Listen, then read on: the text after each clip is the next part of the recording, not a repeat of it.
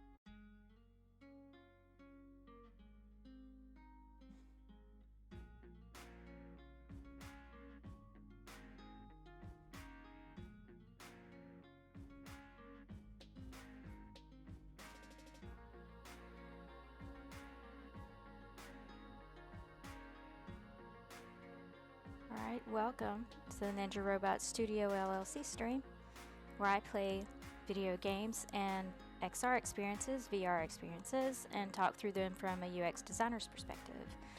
Game development has a heavy and direct influence on XR development, so it makes sense that we would study game design to give us a better understanding of how to design quality immersive experiences.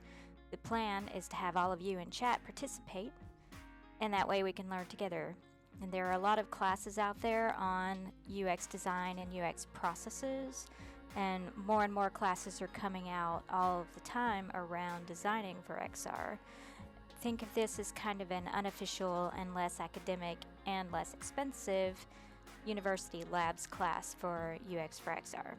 We're going to use critical thinking in our design analysis, and my goal is to help you gain experience in this process as you participate in the chat.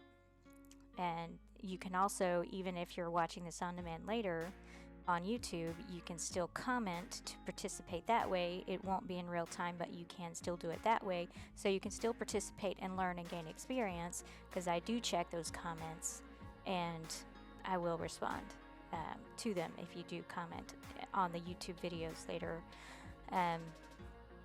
If you check out on my Twitch page, on the About section, you will see a section called Rose, Thorn, Bud, and that is the method that we use in these sessions to think through the games that I play. And this whole concept that I'm doing here is experimental, and it will change as I iterate, as I learn, as you guys give me feedback on how to make this better to help you gain experience in the short amount of time that we have together. And so that I can show the people that are going to be watching this on demand later that aren't on Twitch, I'm going to go ahead and show you what I'm talking about on Twitch And if you look at my About page, you'll see this section called Rose Thornbud. And this is that quick, simple method. We talk about what went well, what was a highlight, what was something that you liked about it, thorns, what didn't go well, what was a low point, and then the buds are the opportunities you see, next steps to take, things like that. What questions do you have, things that you need to follow up on, things that you would change or do differently next time. And that's the method that we use at the end of each of these sessions to talk through. And these would be very valuable for you in your workplace. So I highly recommend that you do participate, and you do, if nothing else, if you don't have time for anything else, to at least watch that portion of the on-demand video so that you can learn more about how that works. But we talk about UX best practices throughout, so I highly encourage you to go ahead and watch the whole thing and participate as we play.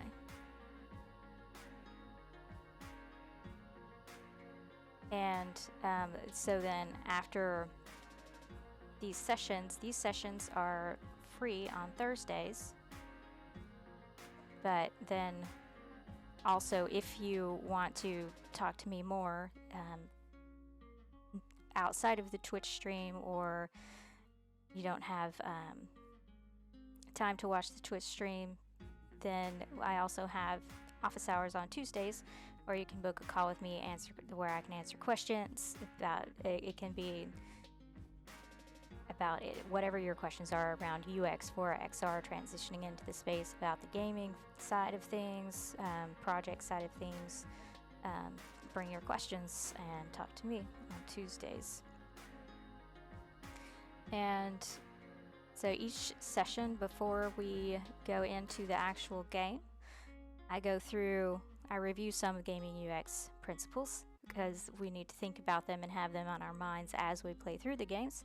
So I always go through the pillars of gaming UX from the book The Gamer's Brain by Celia Hodent. But before that, I want to go through we started reading out of this book. We started reading Debunking Common UX Misconceptions Around Gaming. And last week we talked about how misconception number 1 is that UX will distort the design intent and make the game easier. And this week, and for a quick summary of that, good UX practitioners don't have any agenda of their own that they're trying to push, and they're actually not invaders trying to take over. We come in peace. We're here to help. We reduce frustration in the UI, not in the game. So as long as we know the goals of the game and we know the goals of what it's trying to accomplish, we're not going to, if we're a good UX designer, we're not going to ruin that. We're just going to get the UI and the interaction out of the way so that they can focus on the game and focus on the game mechanics. That's our goal. And so misconception number 2 is that UX will restrict the creativity of the team.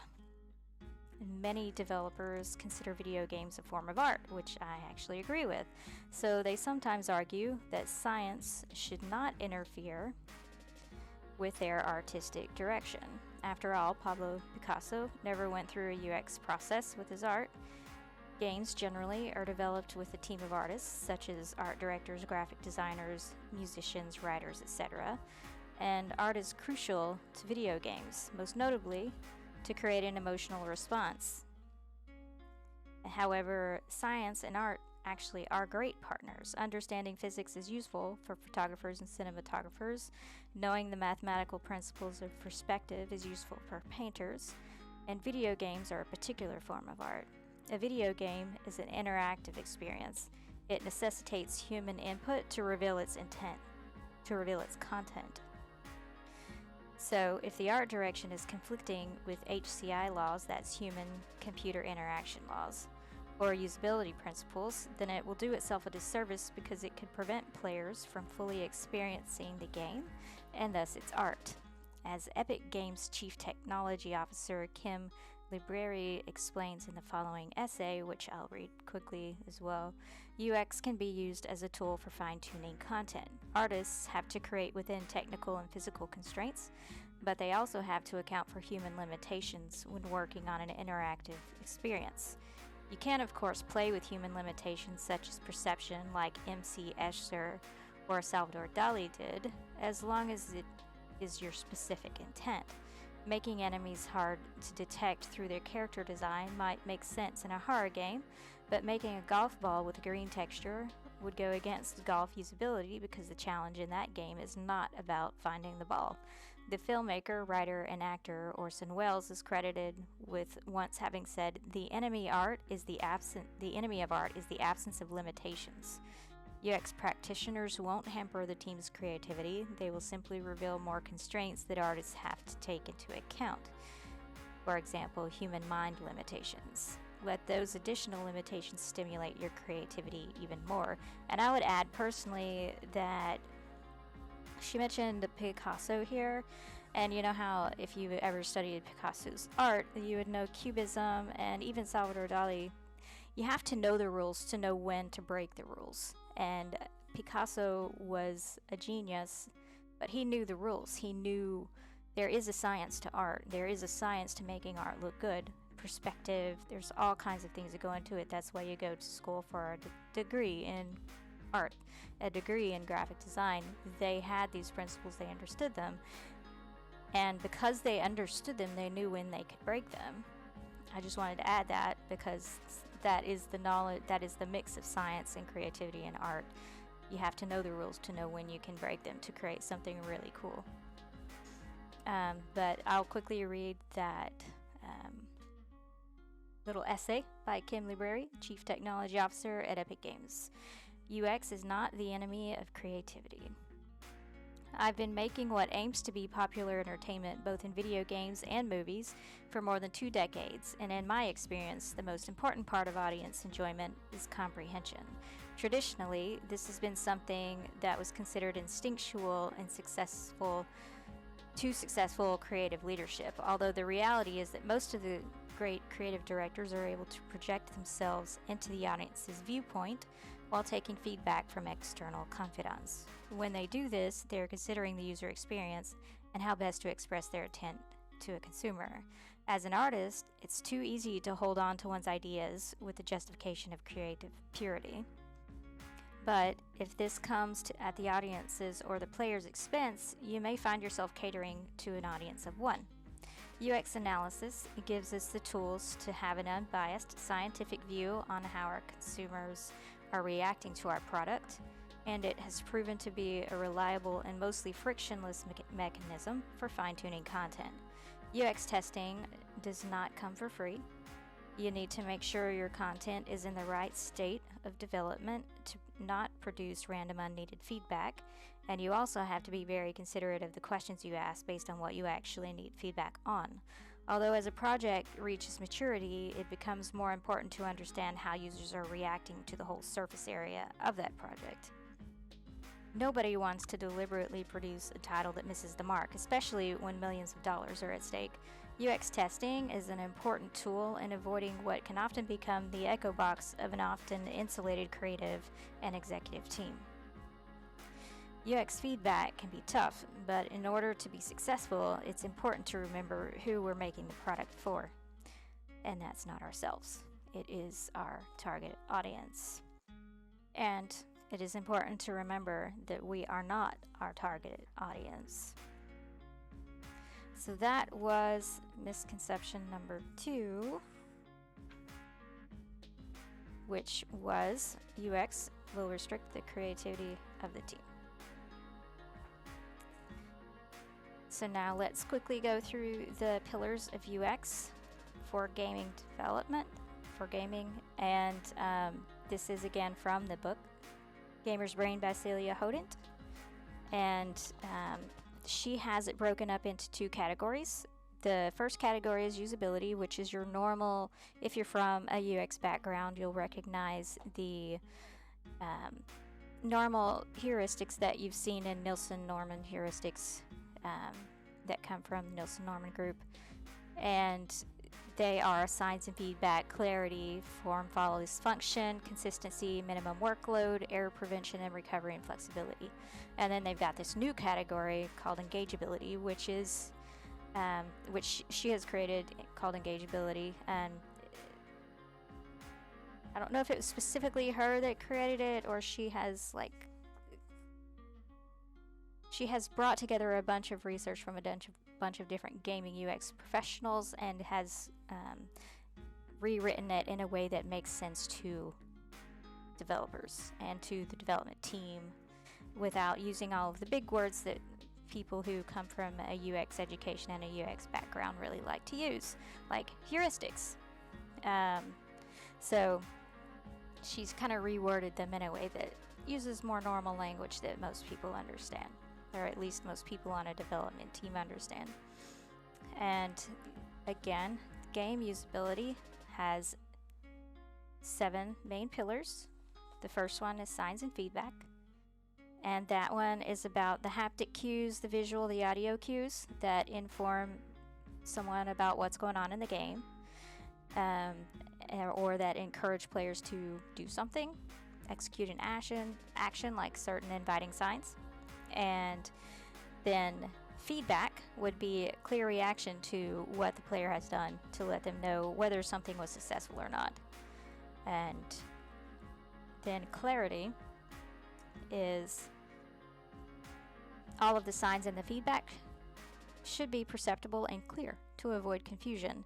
Your typography, your color contrast, your font usage, all of these things work together. The UI design, it all works together to create clarity or vagueness. It should be perceptible but not intrusive. It should not be intrusive to your game. You want people to be able to quickly prioritize the information that they see on the screen and be able to see what is currently relevant and what's not currently relevant. And a lot of that is around show things that are relevant only when they're relevant. Don't show them when they're not relevant. But it should not get in the way of what it is you're trying to do. Form follows function is the form of an item, a character, an icon, or so forth should accurately convey its function. And this goes back to affordances. You should be able to intuitively know what you can do with something by how it looks. By just looking at it, you can perceive it. A chair affords sitting, a doorknob affords turning. You know how to use something by how it looks. And this is the form should very clearly show what you can do with it, and it should intuitively inform you how to interact with it. And consistency is all of those signs and those feedbacks, those controls and so forth, the interface, the menu navigation, the rules of the world of the game should all be consistent to reduce confusion. And that's not just consistency for consistency's sake. It needs to make sense in light of what you're doing. Again, know the rules to know when to break them, but they should follow similar consistencies in the player's expectations. For example, players expect an enemy to look a certain way, unless, of course, the intent of the game is for a surprise, for you to not know who your enemy is, then okay. But normally within a game, you know who your enemies are, and it should be clear. Be able to clearly differentiate your enemies from your allies in most games. And they often do that by color and by certain symbols and signs above the enemy's head. And that is a certain gaming mental model. And you also want to take into account regional mental models as well, because they can differ from country to country, especially with our controllers and how we use them and what certain things mean. For example, with the Sony, and I say this every time, with the Sony controller, this is specifically for Japan. I don't know about any other countries because I haven't tried it in other countries, but the X and the O have different meanings depending on if you're in America or in Japan. And that is actually a language thing in Japan. The O in America is generally used for the back button, and the X is usually used for like jumping, selecting things, things like that. But in Japan, it's backwards, and the O is used for select, and the X is used for back. And so whenever you're playing a regional game like a Japanese game, here in America, those buttons can be backwards because they didn't change the game settings for this region. They kept them at the Japanese region, and so they have to switch. And I'm guessing that that probably happens to them too on their side. It's switched, but the US gaming developers didn't switch it in the game for that region, so they have to mentally switch it, which adds cognitive load. And that is what we're talking about next, minimum workload. And that is players' cognitive load. It's like their attention and their memory. And then their physical load. How cumbersome is it to do something? How much effort does it take to do something? And the number of button clicks, for example, or so forth. That must be, all of that stuff must be taken into account and minimized for things that are not part of the core experience. So especially during the onboarding part of the game. So that means that your interactions should not be cumbersome or overly complicated unless they are part of the game mechanic. Because again, you need to know the goals of the game mechanic and the goals of the game to know when to do what, when to break rules.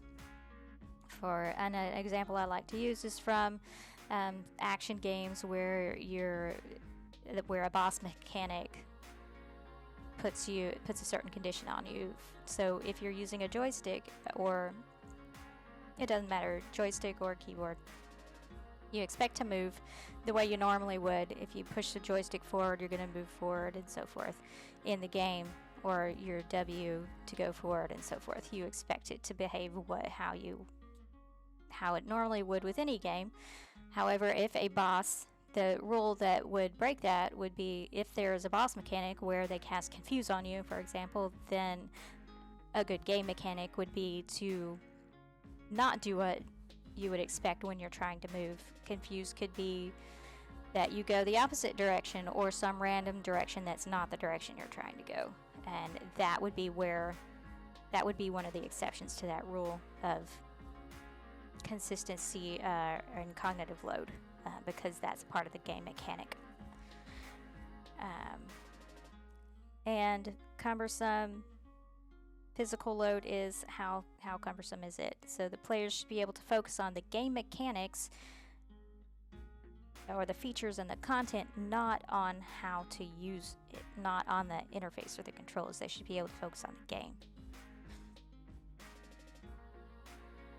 And then error prevention and recovery is preventing errors. Know what potential errors somebody could make and then try to prevent them from happening and then allow them to recover from that. Unless, again, it's part of the core experience of the game. You would anticipate what errors they could make and then prevent them from happening, like accidentally leaving the game without saving it and then losing 2 hours of play. You want to prevent that from happening. How can you do that? You can autosave, or you can have a little pop-up that says, hey, you're about to leave the game, you're about to lose stuff, do you want to save? And let them save. Or let them go back to the game because maybe they didn't mean to leave the game. Maybe that was an accident. I've seen that happen too. But also try to prevent that accident from happening. Make it clear what's going to happen when you click this button so that they don't accidentally, because, for example, exit, I've seen this in games where exit could mean exit the menu, or it could be exit the game, but it's not clear. So you hit exit and then, oops, I'm leaving the game, not the menu. Sometimes it's not clear which one you're exiting. So make it clear. Don't use exit to close a menu if all they're doing is closing a menu. Word usage also matters. And then flexibility is the more customizable the game is. For example, your controls, your font size, your colors, your audio, your language, those things, the more customizable that is for people, the more people will be able to enjoy it, including people with disabilities or accessibility issues. Giving them accessibility options like colorblindness. You would want to take into account colorblindness because that is a very large population of people, and a lot of people can grow up not even knowing they have colorblindness, depends on the situation. So you want to make it more accessible to people, and especially for language people playing English as a second language, for example. We're here in America. That may make it harder for a lot of people to play video games. I know people who don't like to go to movies and don't like to play video games because although they do speak very good English, it's not their first language. And so it's more of a challenge to rapidly process information in English. So let them have that option to change their language. And audio levels, people with sensitive hearing, for example, I always have to turn the music down because it gets too loud. I have very sensitive hearing, and there are people on the other end who they can't process too much noise, so they have to turn certain things down because they have a hearing impairment. So they need to change the audio settings so that they can process the most important things, which could be different depending on who you are. So let them have that flexibility, and that will give more people the ability to enjoy your game. Difficulty levels is another one. Some people really like do or die. Some people just want to enjoy the story. What's the goal of your game? Of course, think about the goal of your game, and then within those limits of that goal of that game, what can you do to make it flexible for people? And then the 3 engageability pillars are motivation, emotion, and game flow. And motivation is that you're wanting to satisfy the player's need for competence, autonomy, relatedness. What is their intrinsic motivation in playing this game? Focus on the meaning, or the sense of purpose, the value, or the impact that the game's going to have for anything the player needs to do or have to learn, and offer meaningful rewards. So if you're new to a game, if you're level 1 and you're just starting out, it might be more important, if you start out with no gear, it might be more important for you to get gear and healing potions than it is for you to get crafting materials, unless of course your goal is you have to craft your own gear. Then okay, but if that's not the goal, then, and they can't even craft anything until level 10, then don't give them crafting materials right now. Give them what they need right now. What is their motivation for continuing this? That meaningful rewards. What do they need when? And then think about that. The meaningfulness of it when. And emotion is the polish of that game feel. And there are 3 C's: control, camera, and character. And then presence, what is the physical reality of this game, and you want to enable discoverability, surprises, things like that. How does this, what's the tone of this game, how's it feel, what's the polish of it? And then the flow is accounting for your difficulty curve, your pacing of how fast the game goes. Is it a chill game? Is it really heavy, high, fast-paced game? What's the learning curve for this? And you would want to distribute the learning of this game, and this is best practice for any game. Distribute the learning and let them learn as they go. Don't just teach them everything all at once up front and then expect them to remember it, because that's not going to happen unless they're wired that way, which most of us aren't. So let them learn by doing as they go when they need it. It'll be more applicable to them then. And these are the things that we need to think about whenever we play through any game, including XR, VR, and the reason again why we're doing a 2D game is because, again, game design directly influences XR design, and a lot of the processes are carried over from game development, so it makes sense that we would study game development and game design to understand XR design. And we'll always, at the end of each session, after we do our Rose, Thorn, Bud, talk about how would we translate this into, do we need to think about from an XR perspective based on what we've learned here today. And so let's talk about the actual game.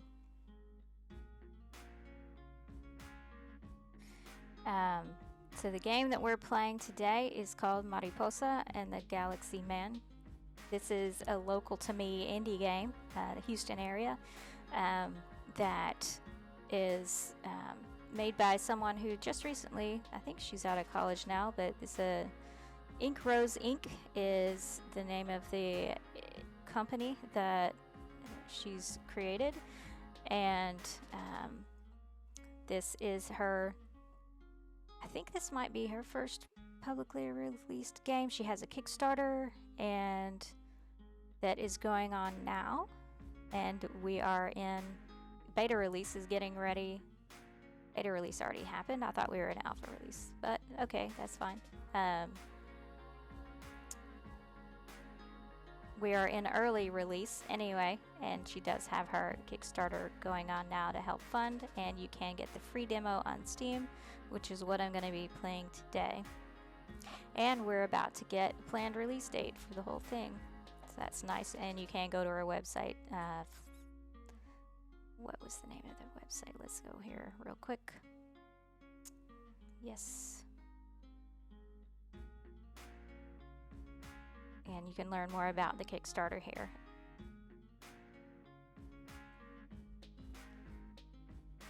But let's learn about the game. This is a platformer game. It's a 3D platformer game. It is also a puzzle game. Welcome to the world of Mariposa and the Galaxy Man, a story-rich, stylized 3D platformer set in a galaxy with colorful planets based on different decades of the 1900s. Save space creatures, platform precarious places, solve physics-based puzzles, and interact with fun characters as you zoom across the galaxy to save a man made of stars. Set in a retro-futuristic sci-fi fantasy world, Mariposa and the Galaxy Man stars Mariposa Connors, a half-human, half-alien girl who spends her days helping her Aunt Dawn at a space animal rescue center. However, one night, a mysterious giant star wolf crashes into the moon while bleeding stars. Mariposa helps to patch him up, and he turns into a man made of stars, a living galaxy that needs Mariposa's help to escape the star-eating monsters and energy corporations pursuing him. Thus, our journey to the center of the galaxy begins. Over the past year, this is talking about their team, our team has put together a 2-hour demo encapsulating the first chapter of the game, the prologue of the story set on the 70s-inspired planet of Floodka. This demo can be played here on Steam. In the demo, Mariposa has a large hub world in the form of Animal Rehabilitation Center. This large open area will contain collectibles, story bits, interactive animals, and platforming challenges. Within this hub world are 4 mini levels to complete, which are represented by big domes in the open area. The domes act as controlled environments for the rehabilitating animals. So let's get started on the game.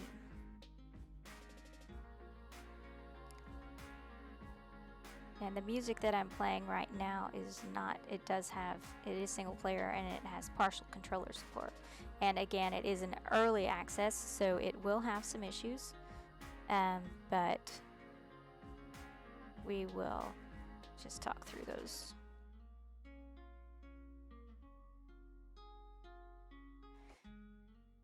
Okay, let's get to the game. And the music that's been playing was not from the game. So I'm going to stop that now. The game doesn't play when the window is not active. And so I had to turn on music this time. I do like usually having the game music playing while I'm talking about the game before we get started on it. But this game doesn't play the music when the window's not active, which is something I have already placed in advance on the rose thorn bud, is that it would be a thorn to not have the music, to have the music suddenly stop playing whenever you are in a different window.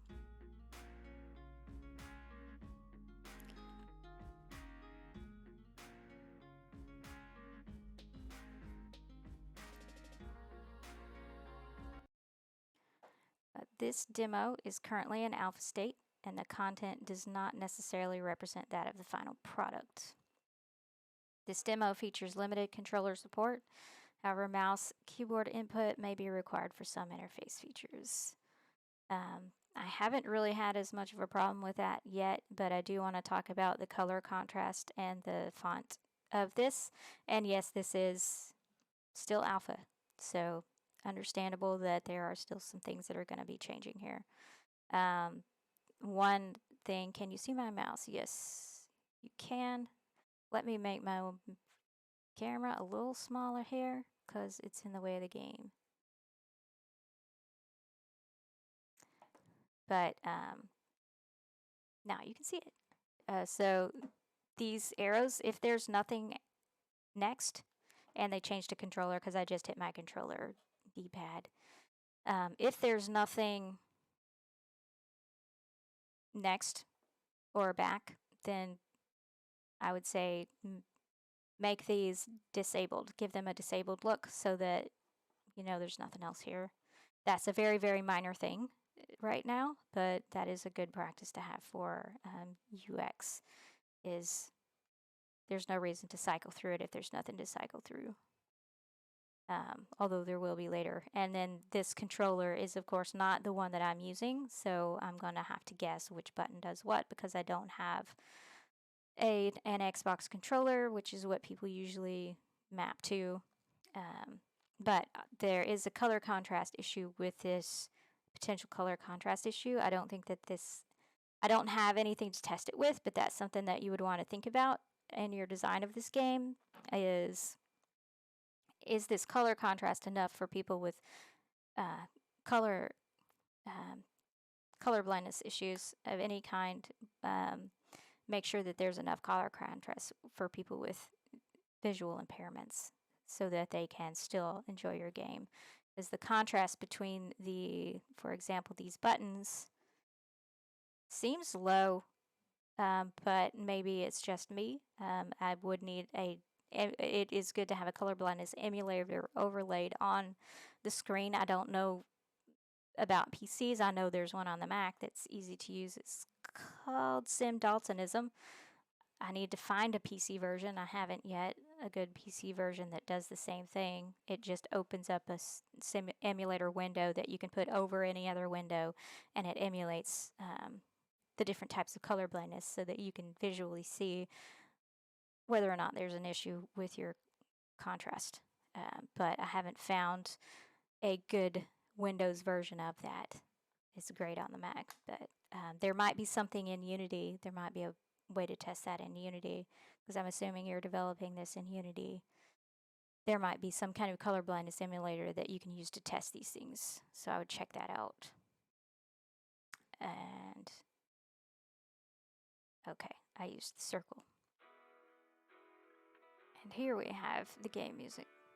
And one other thing, I don't know if this is the first indie game I've ever played. I can't remember. It may not be, but this is the first early access indie game I've ever played.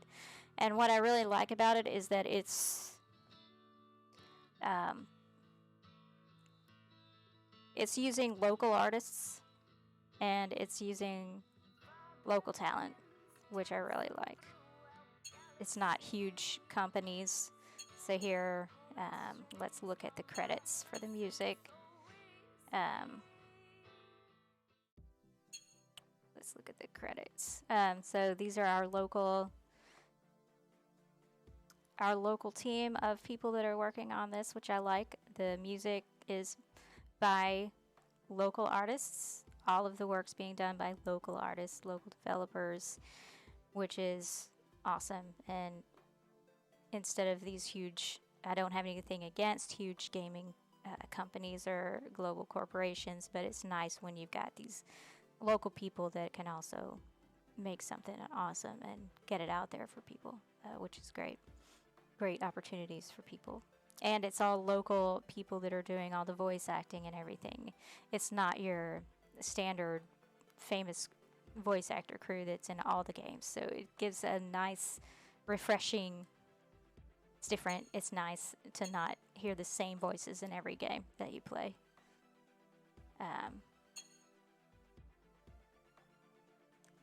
So I'm just using my D-pad to cycle through the menu. And let's look at the settings real quick. There's not a lot right now because, again, it is early access. I had to turn down camera sensitivity. I did try this earlier. I had to turn down the camera sensitivity because I have motion sickness issues. So this is one of the things that you're talking about with flexibility. Let people be able to adjust these things, including inverting that Y and X camera, because when I first started gaming, I had to always invert because my brain was doing the opposite of what is normal for gaming. So I was constantly having to invert, and then what fixed it, and I don't know if I should tell the story because then that's going to encourage people to do it to force people to learn, but there was a game setting where I inverted the camera but it didn't work, and I was forced to continue playing the game opposite, and I finally got used to it. But it was incredibly frustrating, and the high risk of me rage quitting, which I have done on a game before. There is a game that I did that on before because they didn't. It was a high action game, and I wasn't able to invert the camera, and I couldn't respond in time because it required me being able to point at something in game with the camera, and I couldn't, so I kept dying because I couldn't react fast enough, and so I just wound up rage quitting. But the game that I was playing where it finally forced me to learn was a chill game, and I was willing to put up with it at that point, but I was not willing to put up with it in combat because that just, no. So give people flexibility to be able to invert because we all think differently. We're not all from the same mold. None of us are from the same mold, so give people flexibility to do things they need. And then again, I had to turn the sensitivity and turn rate way down because of my issues with motion sickness. Even on 2D games, I don't know what my deal is, but there it is. I have that issue. And then you also want to give people options for quality and stuff because different people have different computer processing power, and they need that flexibility. And again, audio impairments, visual impairments, it would be nice if there were some accessibility options in here for that. I have seen that. The game that we're going to try to play, I think next week, has some accessibility options in 1 or 2 weeks, and that I appreciate, that we'll look at. And then volume again, allowing for subtitles, allowing for background volumes and changes, because background music for some people may be, for me example, may be way too loud to be able to understand what the voices are saying if you have certain sensitivities or impairments, so let them have that flexibility. Okay, and we're going to start a new game from the beginning.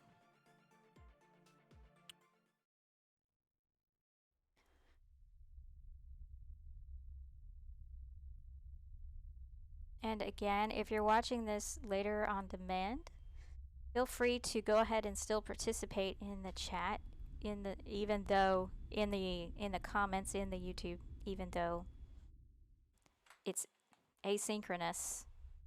I still want this to be of value to people.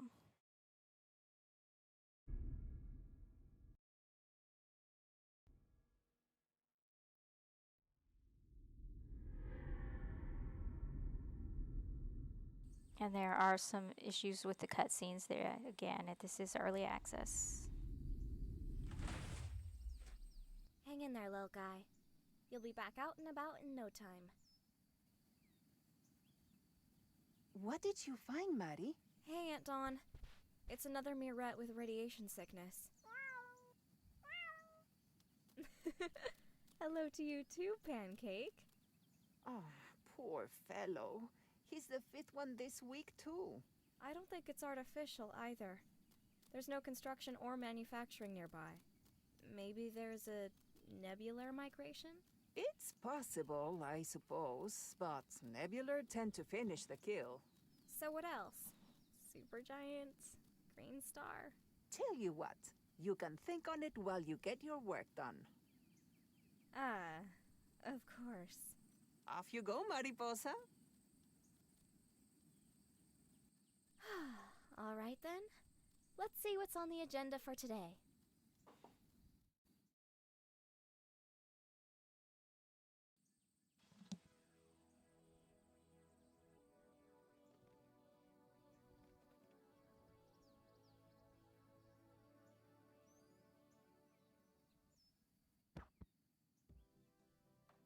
Welcome to Fletica. This is an alien world of giant flowers, butterfly folk, and a special blue nectar called Nectra, which allows objects and creatures to float in zero gravity. Move around with the left stick, rotate the camera with the right stick, jump with A, I think that's the X on the Sony, and dash with the left top button, left bumper, and hold it to sprint. Hold the left bumper to sprint. Okay. And then there are many things to collect and discover. Feel free to explore and interact with animals and NPCs. And what I really love is that they started off letting you pet the animals, because that's one thing that games tend to do as an afterthought later, because everyone's begging, let us pet the animals. But they actually let you go ahead and start with petting the animals. That's awesome. Okay, one thing I was going to say about the cutscene I didn't want to interrupt while it was happening was that there was a recent update to a patch update, and during the patch update, the subtitles disappeared in the cutscene at the beginning. I don't know why. I don't know if they're aware of that. I'm assuming they are. But the subtitles went away. But there was one thing that I wanted to make note of on the cutscene was that because of, again, thinking about flexibility, and because of that issue with cognitive load, and different people process information at different speeds, and real life happens and so forth.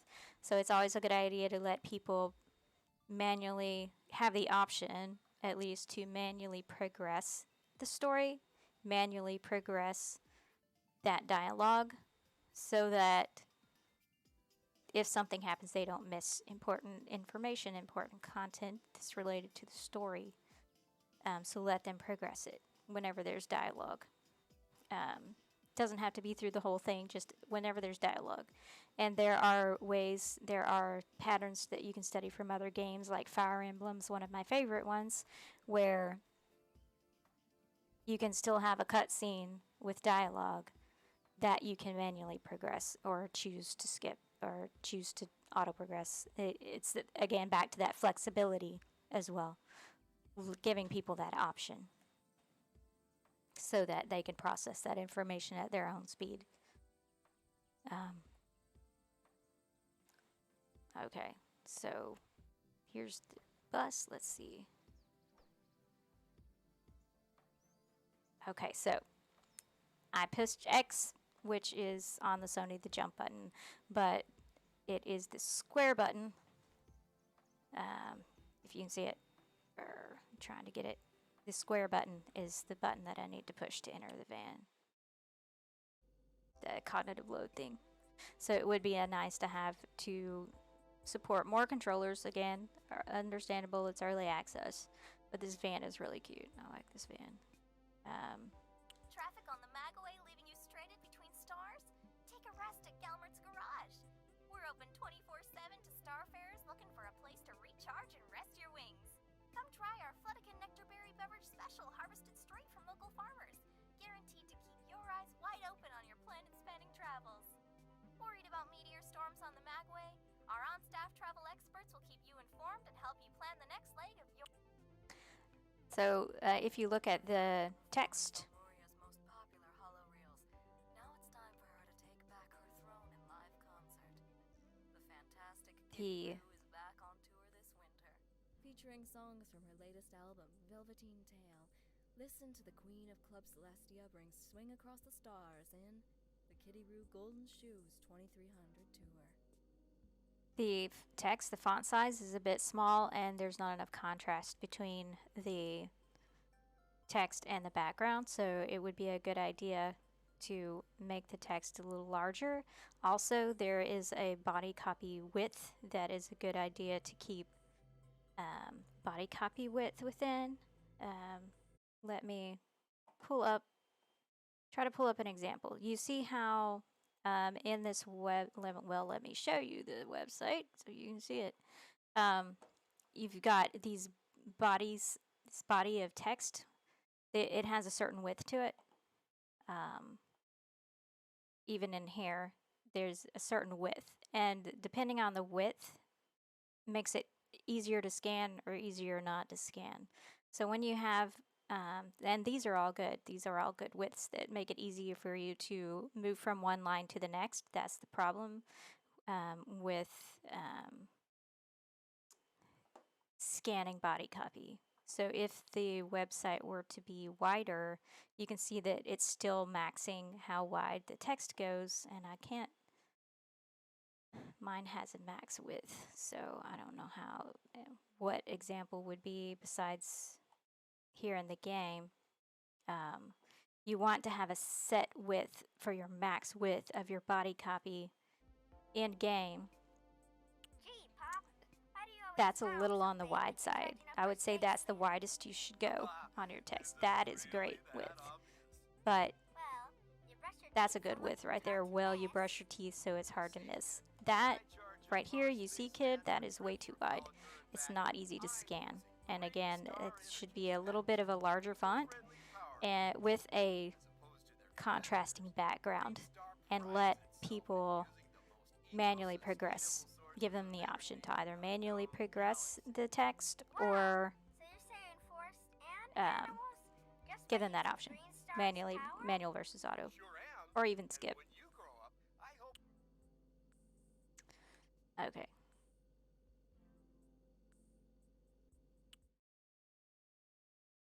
And I did not get rid of the website, so you didn't see any of that.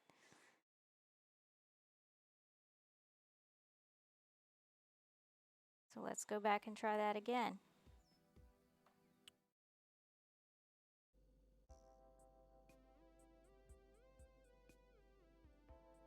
Traffic on the Magaway leaving you So that width is,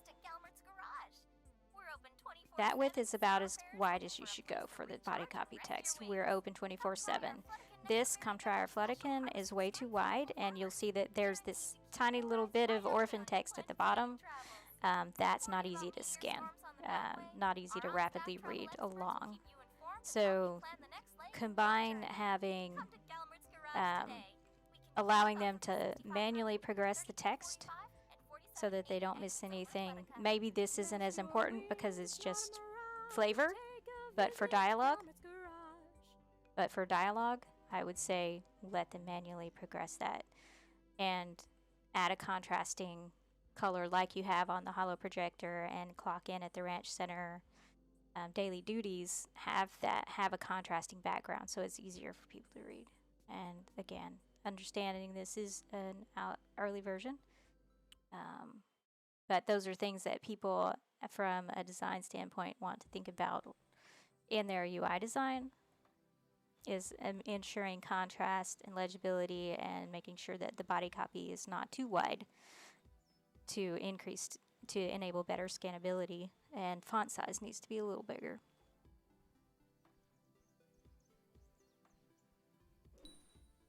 And I also don't know where I'm going. I'm just following these little butterflies. I know I'm supposed to clock in at the ranch center, but I don't know where the ranch center is.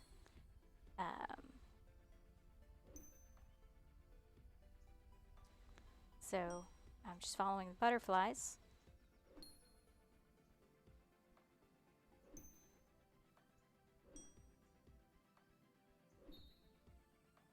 And I don't remember if Dawn's office is the ranch center, because the dialogue went by too fast. But there's a clock here. Marty, are you there? Hey, Bonnie, what's shaking? First off, in response to that holo you sent me Again, last let night, them manually progress this dialogue. gave me a little bit of a chuckle. I was unaware that shrubbery could jump like that. I know, right? I didn't even try to scare him. Anyway, the second thing I wanted to speak to you about was regarding my schooling. I've decided to return to Floros for a master's degree. There's much to learn, and I really feel like I'm on the verge of something here with my research. Oh, wow, that's stellar, Bonnie. So you're continuing with archaeology? Yes, I would like to inform you about my current discovery, but I'm topic is quite sensitive. I'd rather tell you in person next time we meet. It has to do with the incident a few years ago. Oh, I see. I understand. It's all right. I wanted to ask if you're thinking about going back as well. You want to become a veterinarian, correct? Yeah, well, I was thinking about it. I don't know. I think that maybe I'll stick around at Aunt Dawn's for a while. Why is that? You seemed excited to continue your education when you graduated. I barely graduated. That's the thing. I don't know if I'm cut out for that more academic, technical medical stuff. I'm feeling lost when it comes to what I want right now. I understand. If you ever need a study partner, just let me know. I can prepare flashcards just like before midterms. The flashcards did help. Thanks again for that. Consider my study assistance a repayment for your kindness in helping my dear Daisy with her leg. I'm never one to refuse a good trade. Oh, dear me. Avery's home on the hooch again. Please excuse me if you hear anything excessively rude in the background. I think I'm going to call you back. All good. See ya. Goodbye. So again, with that body copy, reduce the width of it and add a contrasting background and increase the size of the font and also the white space or the blank space between. I do have a video about that. I don't remember what it's called off the top of my head, but it talks about font treatments and so forth. And I will look for that and include it in the show notes when I create the YouTube version of this. I'll include it in the show notes. Or I'll look for it after this maybe if I remember. But so floating in zero gravity. Mariposa, like all Floodicans, can use the nectar that flows through her body to activate a zero G state by holding the right bumper button, and that's this button on the controller. The bumper, you've got a trigger and a bumper.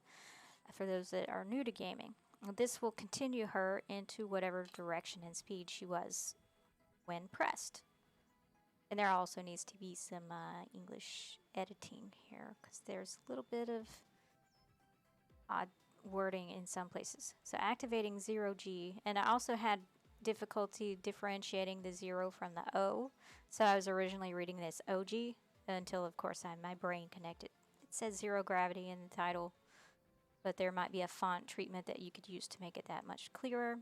Using the word 0G is fine, but try to differentiate the font. Maybe that'll help, especially for people with English second language. Activating 0G will lock you into your current velocity. Be discerning about when to use it.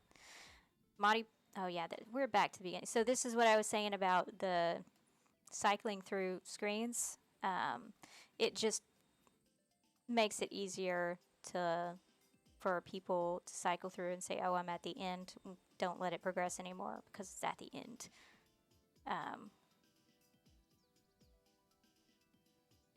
It's a minor thing, but I would say this is not your top priority, but it does help let people know when they're at the end of a carousel cycle through. But also I would want to note that it's hard to remember this stuff by just reading about it and not doing and trying. So best when you're doing tutorials. And again, tutorials are one of the last things that are, at least on the XR side of things, they're one of the last things you create because when you're creating the game, things are going to change, mechanics are going to change, how you do things are going to change. So spending all your time making a tutorial early can be a waste of time because something's going to change and you're going to have to change it in the tutorial. So a lot of teams wait to create the tutorial portions of it later once they've got the game mechanics down. That's at least on the teams that I've worked on, it's been done that way. I don't know all teams, I haven't worked on very many, but at least in my experience, the tutorial is one of the last things they create because of those reasons. But you do still want to think about it, and you do still want to plan for it, but you may or may not necessarily be able to implement everything right away or know that you're going to end up having to change something. So how do you plan for that in your game design planning? You would have to work with your team to figure out what's the best way of doing that, because you are going to have to make changes. It's inevitable, and you are going to have to make changes to the game to add in the learn by doing. It is best to learn by doing, and I do have an article on training in XR that would also work for game 2, and Celia Hoden's book also talks about it, but it's better to let them learn by doing instead of just reading how to do it and then trying to figure it out. It's best to let them learn by doing and walk them through step by step how to do it. And I have examples of VR experiences that do this really well. And I will try to remember to share those as well in the show notes and at the end of this. Hey, Aunt Dawn. How's the little guy doing? I wish I could say he was doing better, but he lived at least. It's good you found him when you did. That's a relief. So one thing, so that contrast is actually really good. I wish that was the kind of contrast that you had on the background of the text. Something small and orange. I'm not giving you design advice here, but give them a good contrast in that. And then make the fonts a little bigger, and it would also help on these to have, it has an outline when you move around it, so that's fine.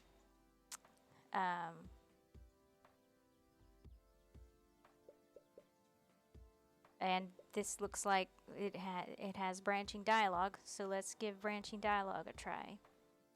Does it have it set up yet? Tour group scheduled to come in this week? Jasper Heights Middle School is coming this weekend. We need to make sure everything is in order by tomorrow. Oh, Jasper Heights. I actually went there for a year before we moved to Earth. Had a lot of math-related nightmares, but it was a good school. Math-related nightmares? Oh, I didn't have the best grades.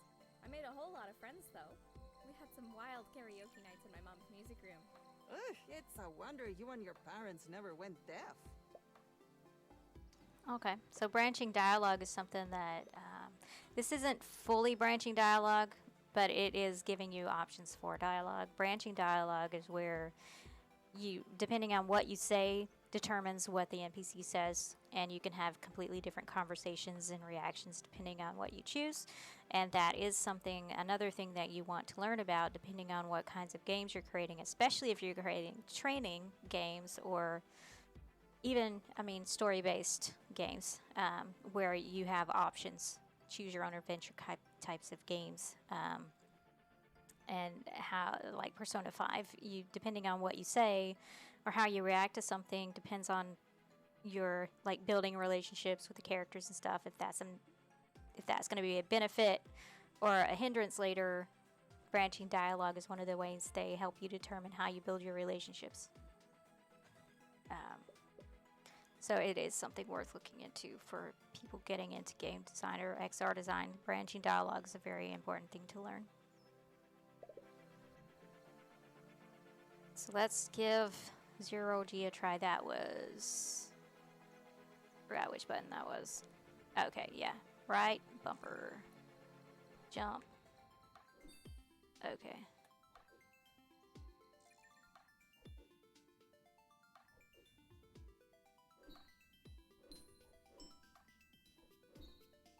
And one thing I do want to note about the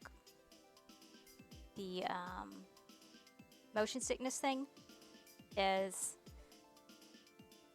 so when I'm playing video games, I did turn down the camera sensitivity almost all the way down. The reason I originally had it all the way down, but I had to turn it back up because when I was in a combat situation, the camera moved too slowly. And so I turned it back up a little bit. But one of the problems that I have with platformer games specifically,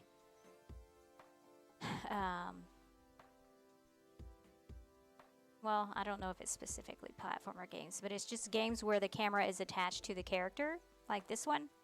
So I'm moving around and the camera keeps the character in the center for the most part, and it's moving I'm not moving the camera. It's moving itself.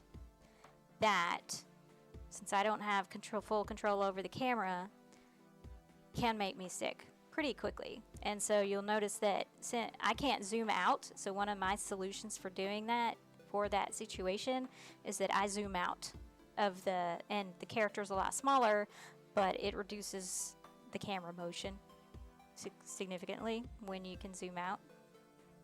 But I can't zoom out anymore. I've tried. So you'll see I am physically moving away from the screen so that it's smaller, and I have a screen around me. I have the real world in my periphery, so that is reducing the amount of sickness that I get. Because if I'm closer to the monitor, then less periphery, more motion is in my periphery, more motion is in my field of view than when I stand back, because now I have more of the real world in my field of view. So that is one of the important things, and I'll include links to motion sickness. There's tons. You can just search my website and find tons of content on motion sickness already in there. I'm adding more content all the time, but there is, and I'll include those links as well around motion sickness, because that is a very, very important thing. It's less important in 2D games, but it can still ruin my day, and it has. Motion sickness in 2D games. Yes, there are people that get motion sickness in 2D games. I'm apparently one of them. I have no control over it. I still want to enjoy the games. There are ways to mitigate it. It's harder on a 2D game, potentially. But I have played a game that does a good job, a 2D game that does a good job of letting it be a platform game that doesn't attach the camera to the character as much. And then we also have a great VR game that we're going to play that is a platformer VR game that does an awesome job of solving that problem of motion sickness while still letting you move around like this in the world. So right now our theme is platform games, and I'll be playing through a few. This is the first one that we've played, this platform game, and then I'll be playing a few more 2D platform games, and then we'll get into VR platform. So that we can see this theme of how do we solve these UX problems for platformer games in XR. That's where we're going with this. We did it already with tabletop RPGs. How do we do that? How do they play normally in 2D, and then how do we translate that into XR? And then we play some XR games to see how they did it. VR, because I don't have any mixed reality headsets, so VR for me. But how do we translate that? How would we translate that into mixed reality? And we'll do the same thing for platformers, and I'm going to try to do that for any of the games that we play so that we have a theme and we have something we're learning along the way. So please do participate in these so that we can learn based on theme. This is what we're doing. And then I'll write, once I'm done and once I have time, I'm going to write summaries of each of these themes. So that what was it that we learned from this that we can take into our XR experiences. So I have to go to, where am I going? The Green Dome. Where's the Green Dome? That's the Green Dome. Okay.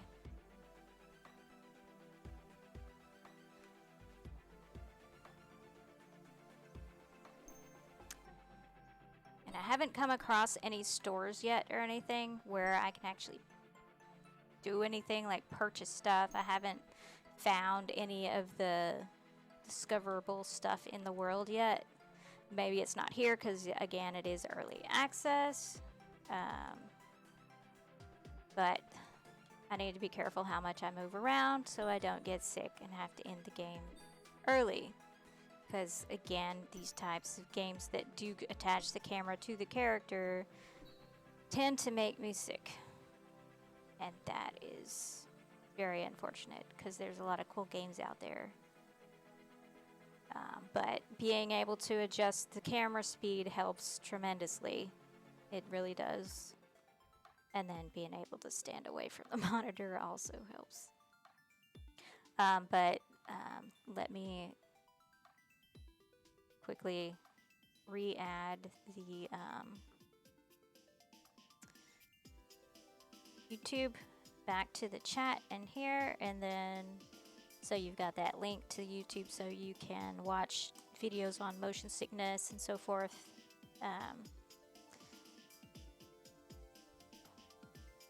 Learn more about motion sickness, and I will include those links in the show notes as well.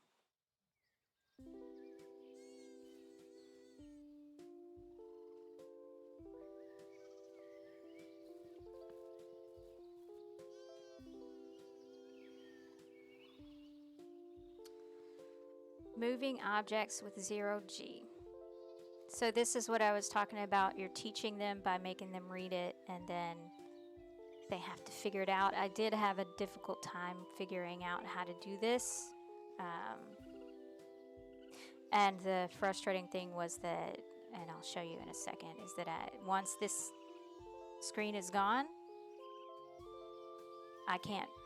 I can bring it back up, which is excellent. But there is a major disconnect in the learning versus the doing. So, and again, tutorials are one of the last things you include, usually, at least in XR, in VR experiences. Gaming, I haven't worked with any game development teams. I've worked with VR development teams, and it's usually one of the last things they do that's a separate thing, but it's still teaching you to learn by doing. There is still a disconnect even in that state, so there needs to be, if anyone is in the game development business, and they do the learn by doing, it would be great to hear from you. How do you do that? How do you fit that into your process so that early access and so forth is still an easier experience? But do you even do that? Because I again, haven't played very many early access games, so maybe it's not a thing. But I'll clip that to remind myself to ask that later. So, Mariposa uses special gloves equipped with nectar packs to splash objects and put them into 0G. So the blue here, the blue text on the blue background, I'm wondering again whether or not there's enough color contrast here for people with visual impairments and people with colorblindness issues. So you might want to, again, rethink the colors in here. It might need to be a different shade of blue background, or where you have the text, because you do have that butterfly pattern that also adds to the noise of the visibility behind the text. So maybe just in the text area do some kind of transparent translucent background to add a little bit more contrast between the blue butterfly pattern and the text. And you're probably going to have to change the color of the blue text to something else, even white, or something, depending on what you do with the color behind the text. But there's potentially not enough color contrast there.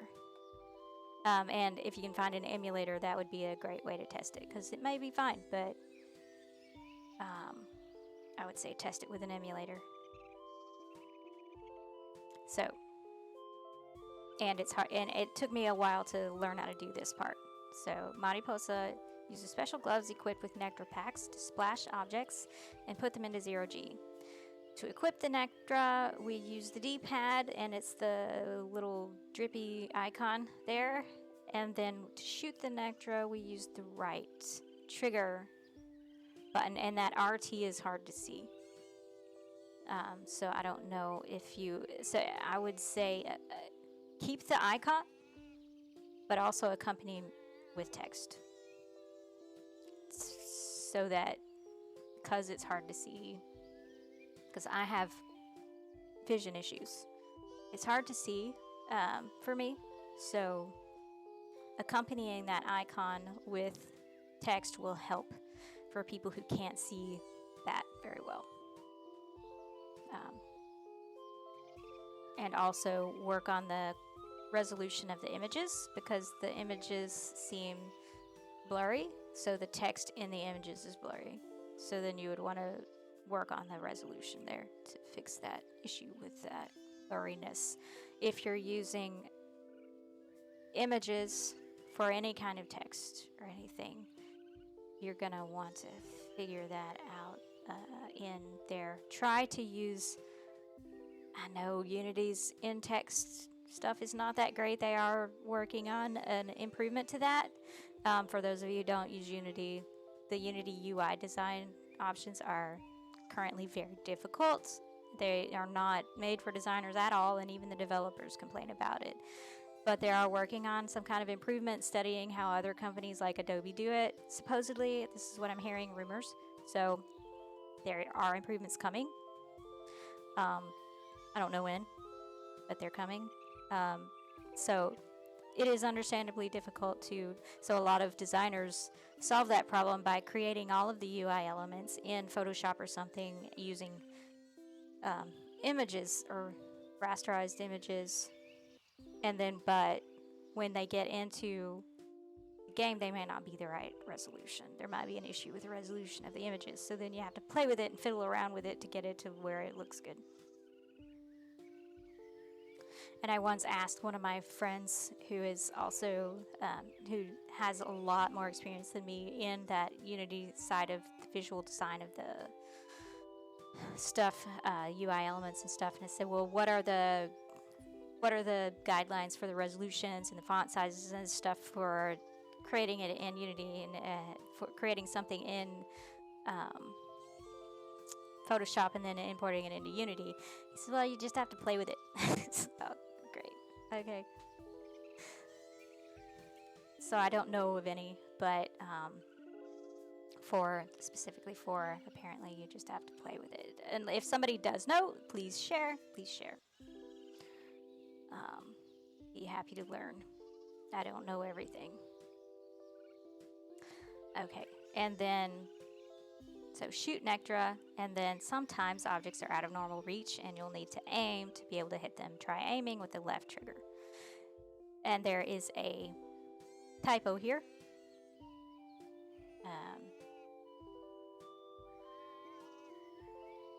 Some software, and again, it depends on how you're creating your games, but some software will integrate with Unity so that you can do all of your text stuff outside of the game. And then I don't know. I don't know enough about it, but there are tools that integrate with Unity that might, and this might be a wish list thing to let you edit all of your text outside of Unity, and it integrates and lets you come in and, I don't know why I'm thinking there was Artisy. Does Artisy do that? Artisy. It's a tool one of my previous teams used. So sometimes objects are out of normal reach. You'll need to aim to be able to hit them, and you use left trigger to aim. And then this is the part where I had a lot of issues with the learning, because I'm reading all of this stuff and I'm taking it all in, and I'm not learning by doing. So I had to keep pulling up, and it's hard to pull it back up, the tutorial. Once coded fully, objects can be floated around with her hover carry tool, and I had a really hard time processing this one. Equip the grappler tool and use it to grab them. So that's the one that looks like a target. And then it would help if you had text accompanying a small label, at least when it's activated. When it's active, saying what it is.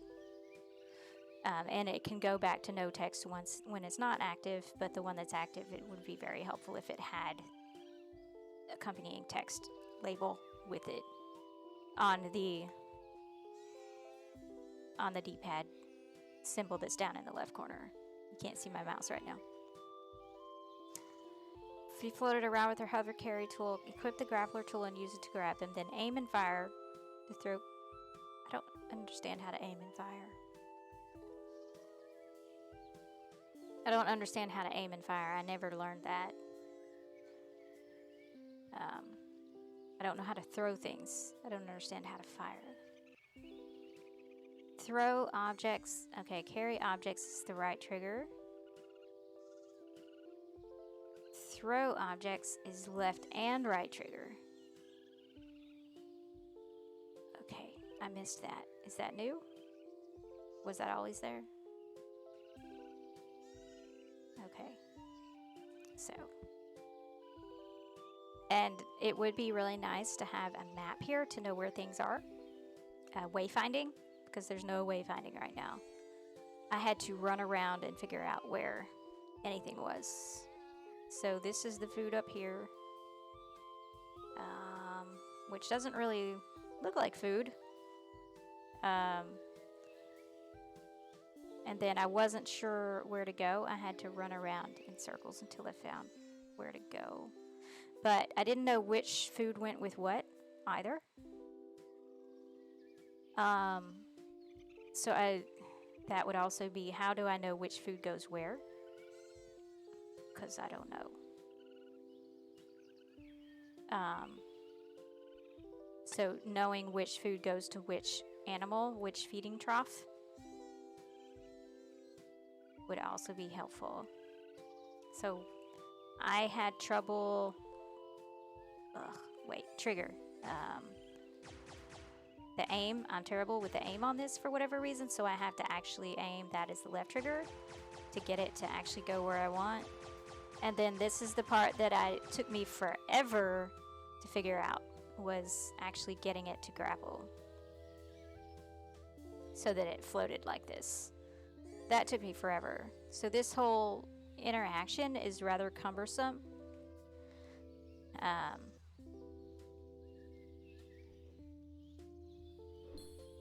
I don't know if it needs to be that cumbersome.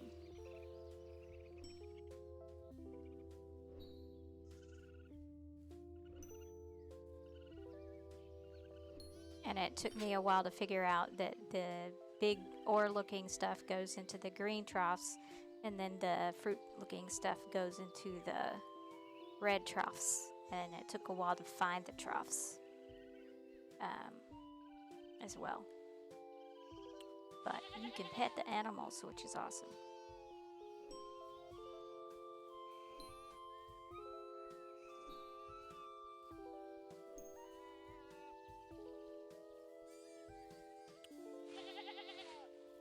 There needs to be some polish on the animation, which I'm assuming will come later.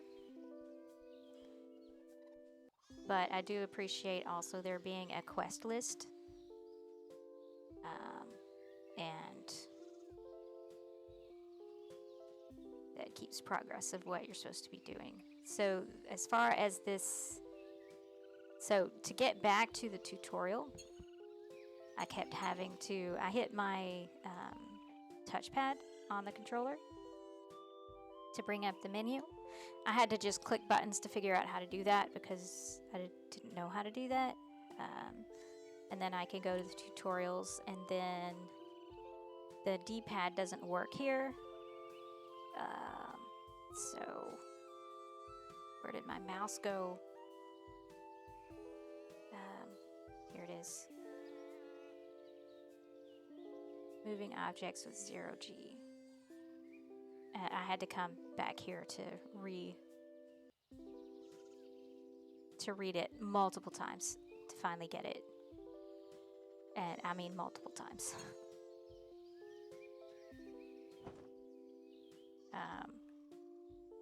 So this interaction right here, I'm wondering if it needs to be this cumbersome. And I have to remember to go back to this. So I'm wondering, does this... And I haven't finished the demo, and I haven't played the rest of the game, so I don't know. But is there a reason? Because I'm having to hit the trigger multiple times. I'm holding down the left trigger, hitting the right trigger multiple times so that it floats. And then I'm switching to the grappler and then hitting the trigger again. And it took me forever to figure that out. Because I was expecting... Doesn't need to be two separate things. Can it be one? Is there a reason for it to be two? could it just be shoot and grapple in one interaction? Does it have to be multiple interactions? Because again, I already messed it up.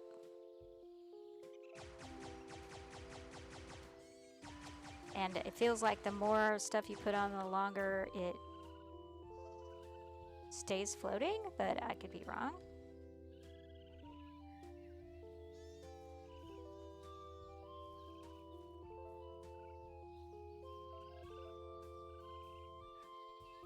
Did I just lose it? I think I just lost it. Where'd it go? I don't know where it went.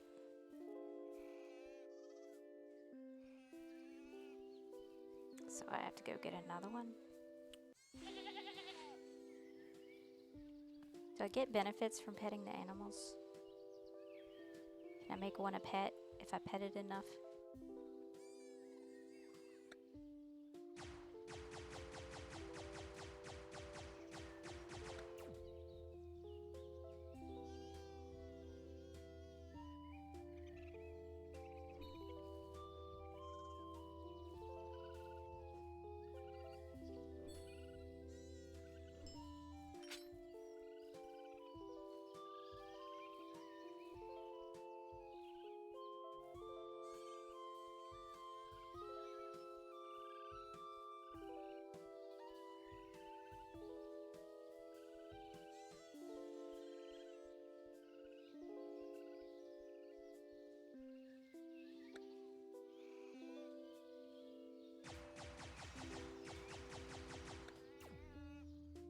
And I don't even know if I have to do it that much, but I learned to do it that way because I kept losing it otherwise.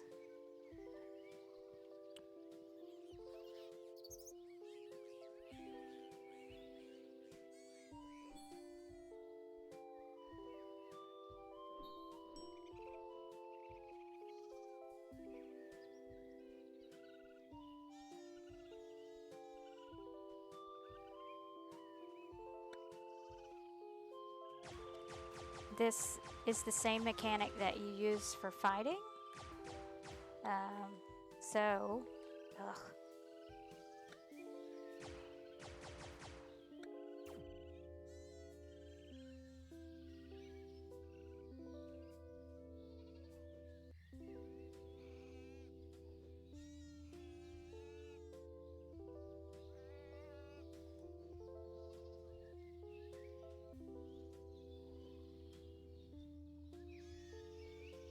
Yeah, this is where I start getting sick, when the camera just moves way too much.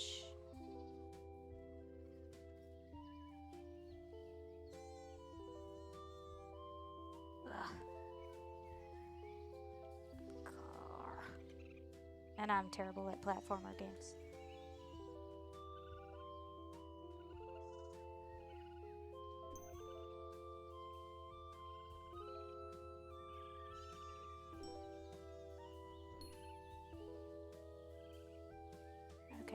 The feed trough. So this is where wayfinding would be nice, and also to be able to mark on the wayfinding which one I've already done, and which one I haven't done yet, because sometimes it's hard to tell.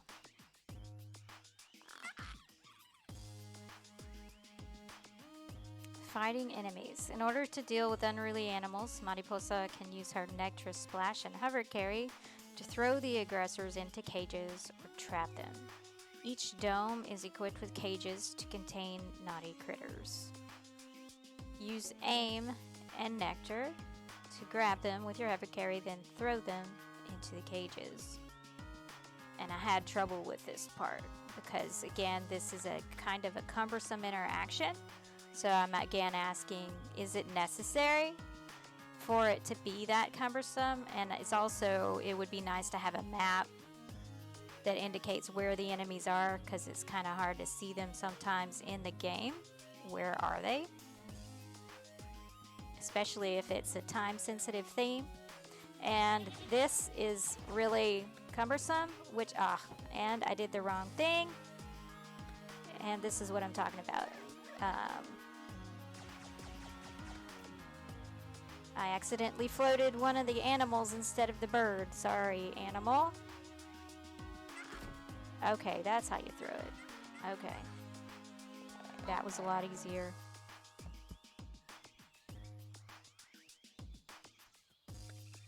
Having to remember to switch back to Nectra. Shoot the Nectra.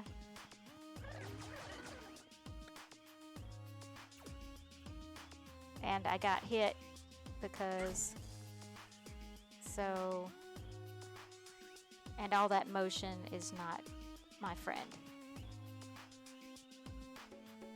So I need to find,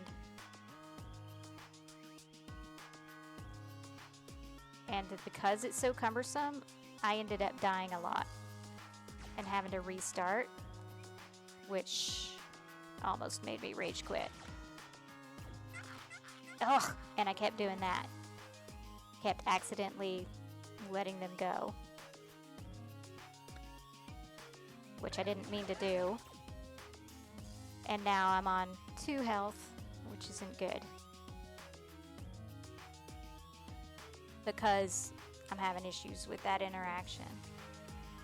So that's what I'm talking about as far as cumbersomeness of the game mechanic, of the interaction. Is that necessary? Because now I need to find health or I'm going to die on the next one.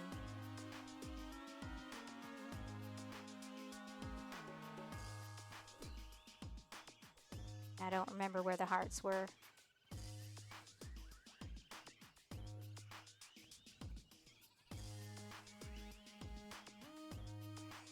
And I don't know where that bird is either.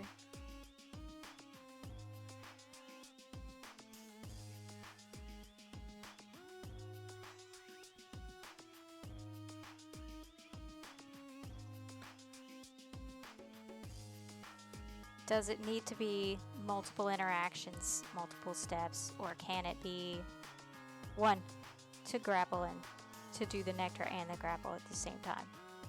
The throw part's easy once I knew how to do it.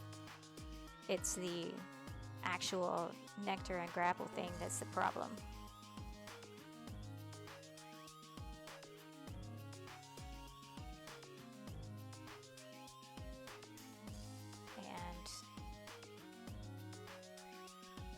Bird is somewhere over here. I don't know where the hearts are.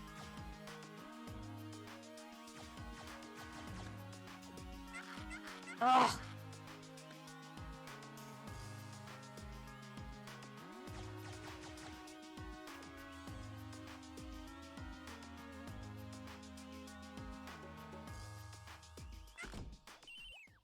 Anton, are you there? Mari, is something wrong? I'm in the green dome. Some weird bird things just burrowed in and started attacking the sheep. I got them confined before they hurt any. What? Do you have any idea what they are? No idea. Do you want to come down and check it out? I'll be right over. Can you check on the other habitats for me? Start with the ice dome. Sure thing. I'll send some pictures to Bonnie and see if she can identify them. Okay, now I need health.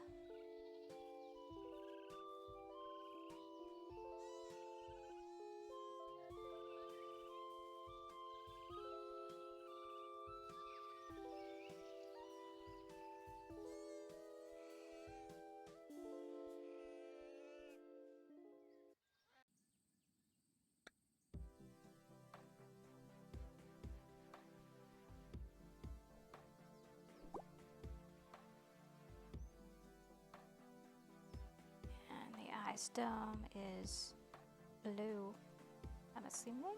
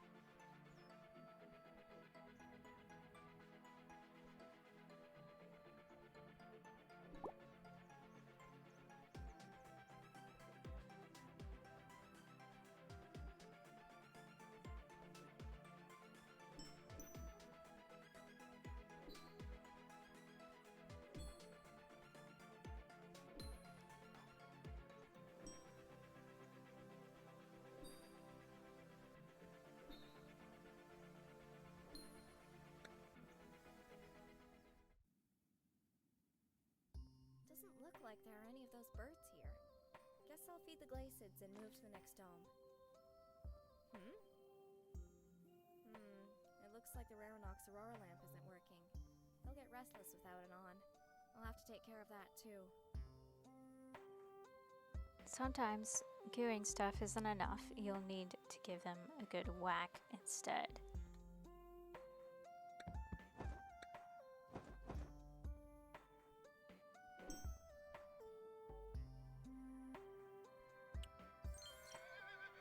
They're doing a head bop.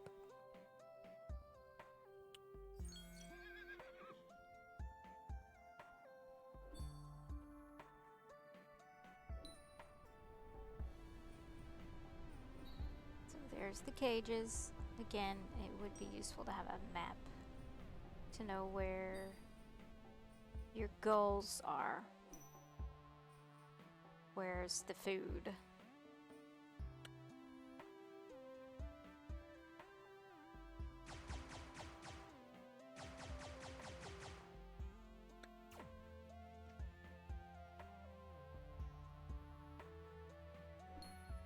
And to know which food have I already done.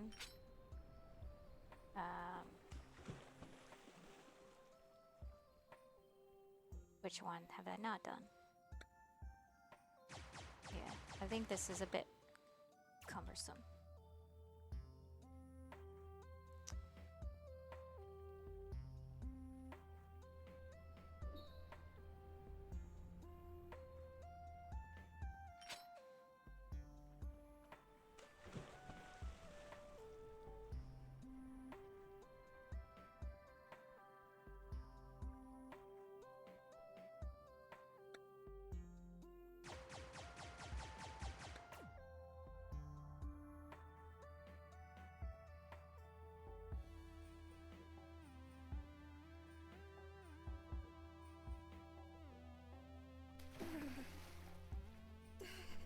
Why did I think this was a good idea?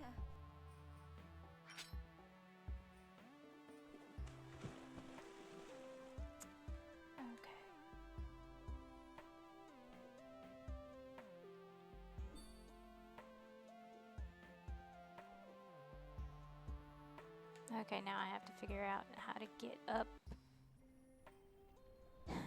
And I don't remember exactly where the thing was, so I'm gonna have to come over here and try to see the whole place again.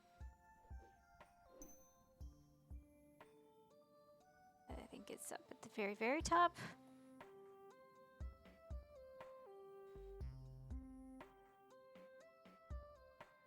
And how do I get up there? Not this way.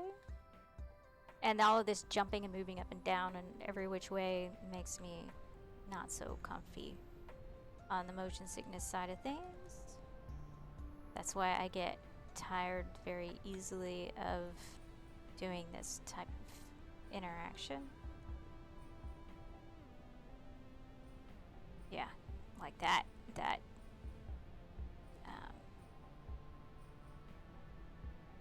Makes me uncomfortable.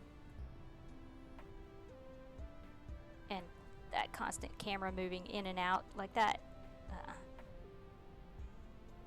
So I don't know how you would fix that, but it's not good for motion sickness.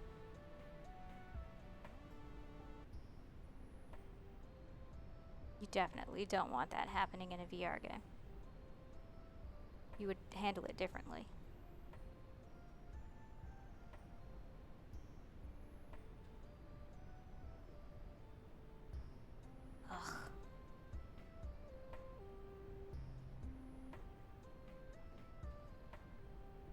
Oh, stop it. So yeah, I'm getting frustrated now. Because it's a combination of me being terrible at platformers, but also all that motion. All that motion makes me lose patience because I know that it's gonna eventually make me sick if it keeps happening. Which makes me not want to continue. Oh, just stay on! Ugh.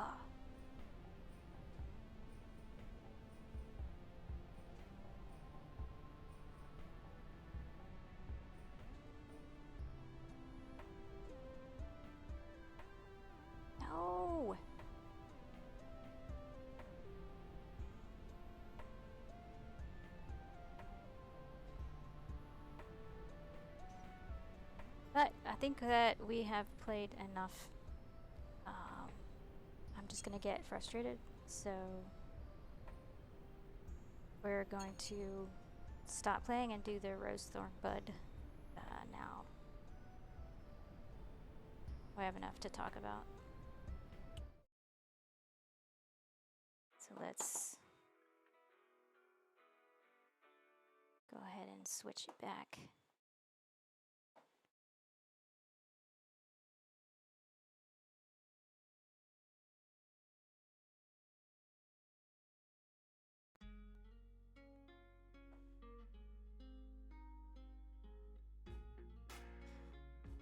To our Rose Thorn Bud now. So what I already entered on here. So let's talk through. I already entered some stuff on here about the music, but quickly we'll talk about the whole Rose Thorn Bud exercise and how it works. Is that this can be used for anything. It can be used for retrospectives on how your teams work together. Let me fix my camera. Can work for retrospectives. Like I said, how your team works together. It can be anything you're looking back on and saying, how did this go? People working together, teams working together, processes, experiences, anything. It can be used for anything. So it's a very valuable method for all kinds of things, and especially if you're quickly assessing a build. A build, for those that aren't familiar, is like a development will have a version of the thing ready, like a work in progress that they will send you for review, and that's called a build, and that will be what you can use this method to quickly assess that your builds on your work in process, on an experience that you're assessing for whether or not your team wants to use it. It can be part of one of the methods you use. There are lots of methods that you would use, including testing with your target audience to see if it's something that they could use, if this is something that you're assessing for use in a company or enterprise or something like that. There are lots of methods to use for that. This is one of them, to make sure that you're buying the right thing for your team, or that this is the right solution for your team. But if you are building this for someone, this is also one of the methods to give them quick feedback and to know your clear next steps. So the roses are what went well, what was a highlight, what did you like about the experience, all the good things. And then the thorns are the things that didn't go well, what was a low point, what did you not like. And then the buds are opportunities, things that you do differently, and any kind of follow-up stuff, like what questions do you have that need to be clarified, because that may or may not be something that we need to look further into. And the buds give you all of your clear next steps of what you need to do as a team or a person to make things better in the future. So it's not a one and done thing, it's an iterative process, and this method gives you clear things. Okay, this is good, we keep this. This is not so good, how do we make it better with buds? So I had already entered ahead of time the music. Music itself is good. The problem is, and I've noticed this with a couple of games, is that the music stops when the game is not active, when the window's not active. And there could be a multitude of reasons that you would need to switch windows for something, and having the music stop can be jarring, and it can also make it really cumbersome when you're trying to adjust sound settings on Windows, or like for me with OBS to try to get the setup going for the stream today.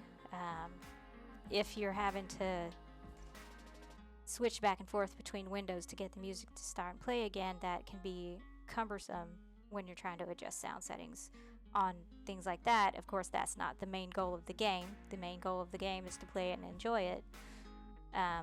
But it's not one of those showstoppers, like, hey, you don't have music, I'm not going to buy this game. That's not a showstopper. but it is a very nice to have thing to allow that game to continue playing the music when the game window is not active. It keeps the mood going. It reminds people, oh, this game's still going. Accidentally leaving it running in the background can hog processing power, so there's all kinds of reasons that people would want to still hear the music. That's one of them, but maybe one of the reasons you stopped the music was to reduce processing power. But that would be a follow-up then. Why is the music stopping? Was that a decision?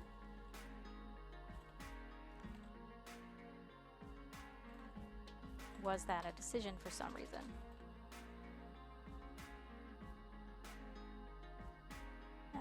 Because it might be. And then what is that reason? Again, it's not a showstopper, but it's a very nice to have thing to let it keep playing. Unless for some reason you don't want to do that. There might be. Don't know. We don't want to make assumptions. So you'll also notice that I have very short sentences. One of the reasons I use post-its is to keep the points very short and simple and to 1 point. So it's 1 point per post-it. And I've grouped these post-its so that you know this is a continuing thought, but it's still short. We don't need dissertations. We don't need long explanations in this process. Maybe later, if you're writing a report or something, then you go into but even then, people aren't going to read really long reports. So you still want to stay concise in your wording on things. Yeah, we keep it to short, simple phrases for easy scannability and quick review.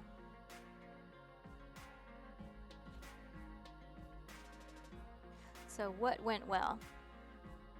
I like the music. It's original music by local indies.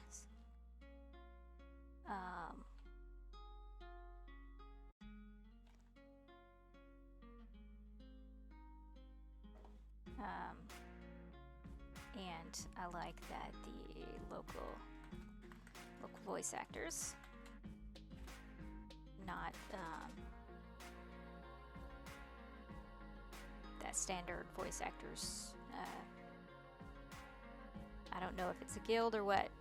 I call it a voice actors guild, but it's not the normal voice actors team that's usually used for games.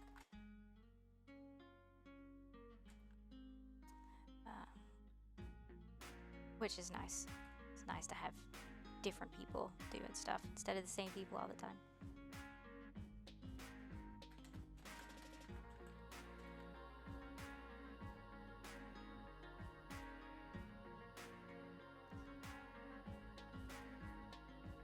The team of local voice actors is very small. I don't know why it's very small, but it is. And there's so many people. I don't know if it's the pay's not enough. I have no idea if it's really hard to get into. I don't know why it would be so hard to get into, but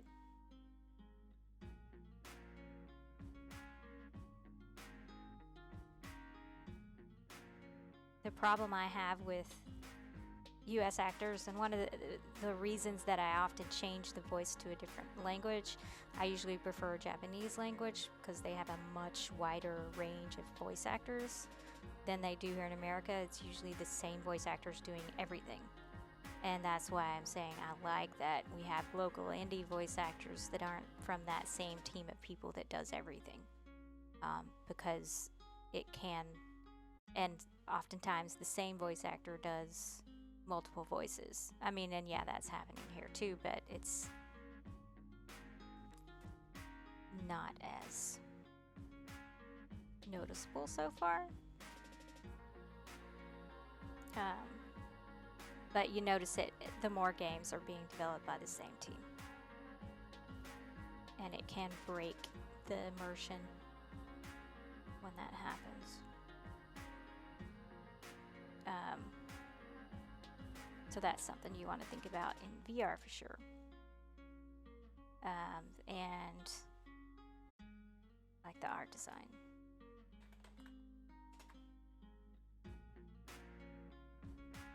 The art and design is, it's sort of like retro art design. They put a lot of thought into their models, their design, their character designs.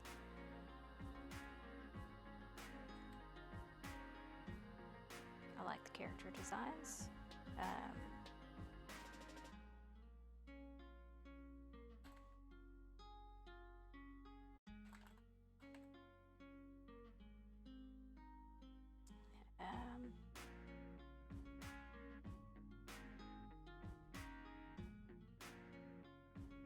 What were some other things? If anyone's watching, or if anyone's watching this later, include some other roses that you think are good things. This will give you practice for how to use this method. Think through what are some of the things that you liked about this game. Yeah, you can pet the animals. I like that. People love that. You can pet the animals.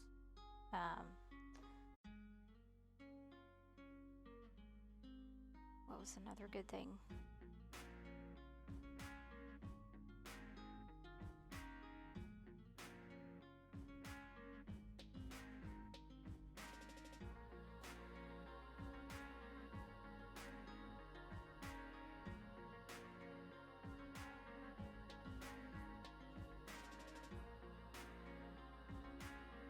Yeah, I mean, they've done a lot of good stuff for it's a good quality for an alpha.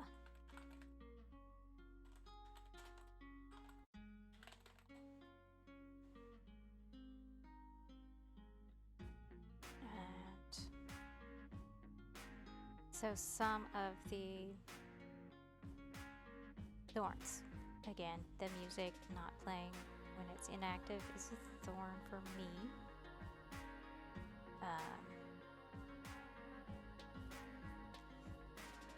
The color contrast is low on the tutorial UI panels. And the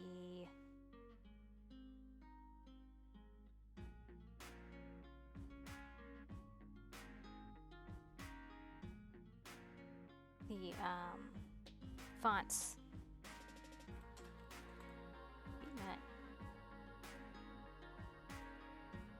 is too small and crowded. And the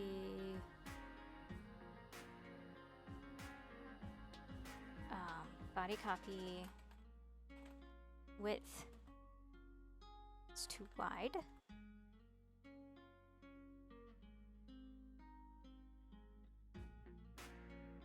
For easy scanning, legibility. Can't manually progress the dialogue.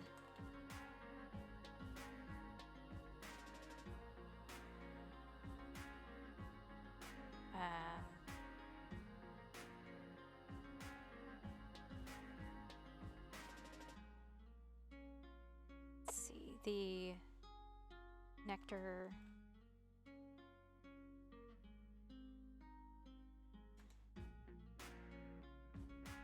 I forgot what that was even called. What was that called? Whatever it is you carry, that nectar carry interaction. It's cumbersome, especially in a battle.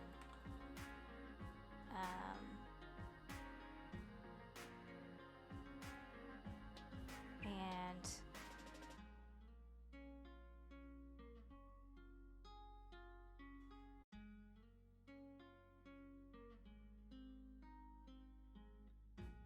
so wayfinding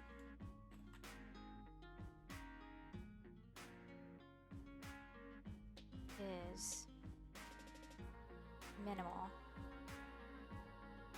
They do have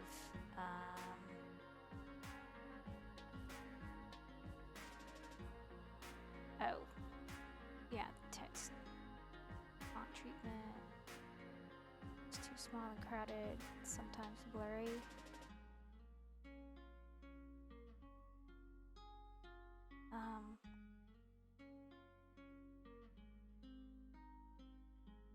There was something that I forgot my thought. Wayfinding is minimal, but oh, they have signs and feedback on feed troughs.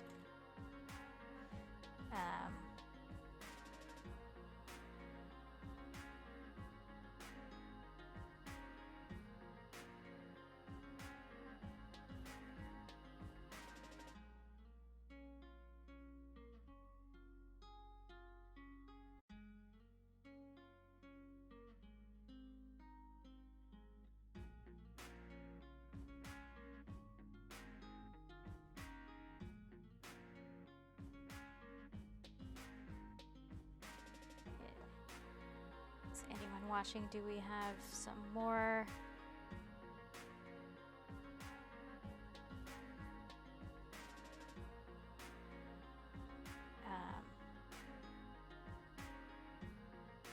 Wayfinding is minimal.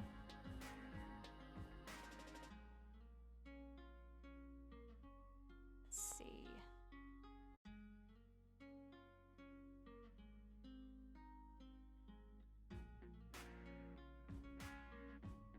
I think that's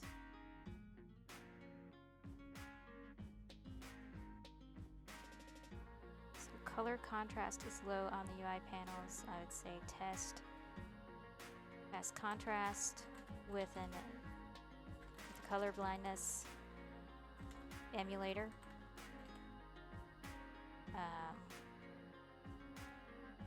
And so the buds are like, what can we do to make it better? Or a follow-up, a next step, like this is a follow-up. Why is it stopping? Was that a decision for some reason to stop the music? Maybe there is a reason that I'm not aware of. What is that reason? Is there a way to make everybody happy on that?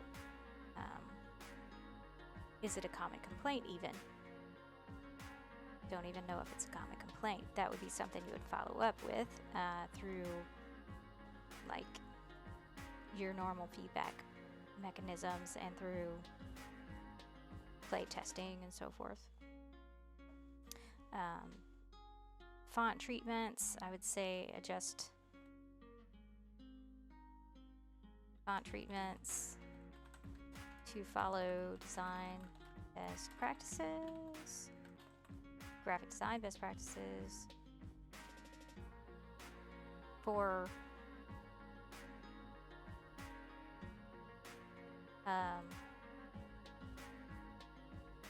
and also let's see, yeah, just it doesn't need to be long. And again, I have a video, a high-level video on that,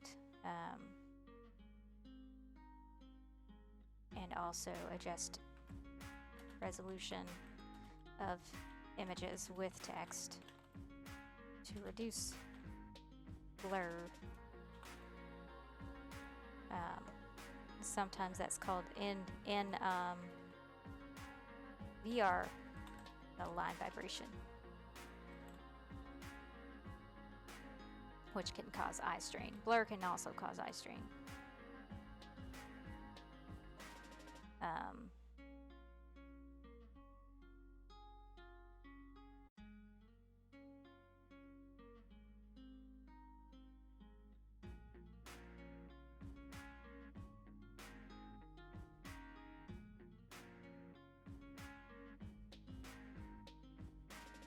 Body copy is too wide for easy scanning and legibility.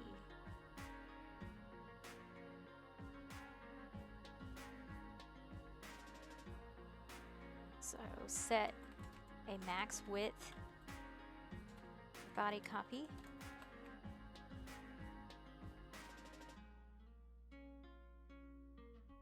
and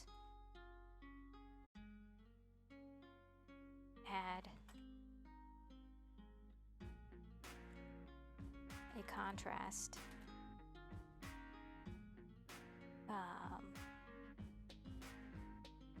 background behind text. I'm going to move this one because that actually kind of goes with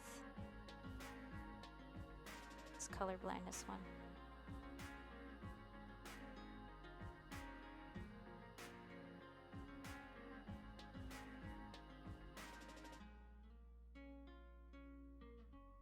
So can't manually progress the dialogue. Add options for manual versus auto progress. There are a lot of micro interactions around that too.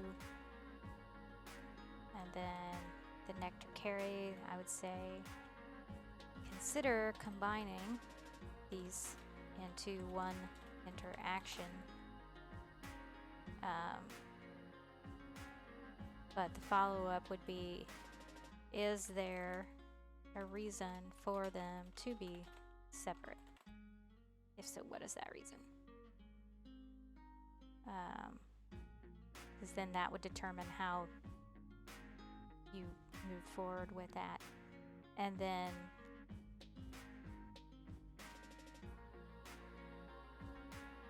oh yeah, there was another. So wayfinding was minimal, and then also a major disconnect between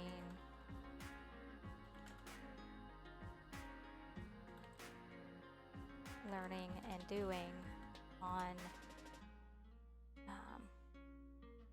game interactions. So that one is create a tutorial that lets them learn by doing as they go. Oh, and that's a rose is that they do teach you as you go, but there is a major disconnect between them. So wayfinding is minimal. Add signs, signifiers, signs to a map.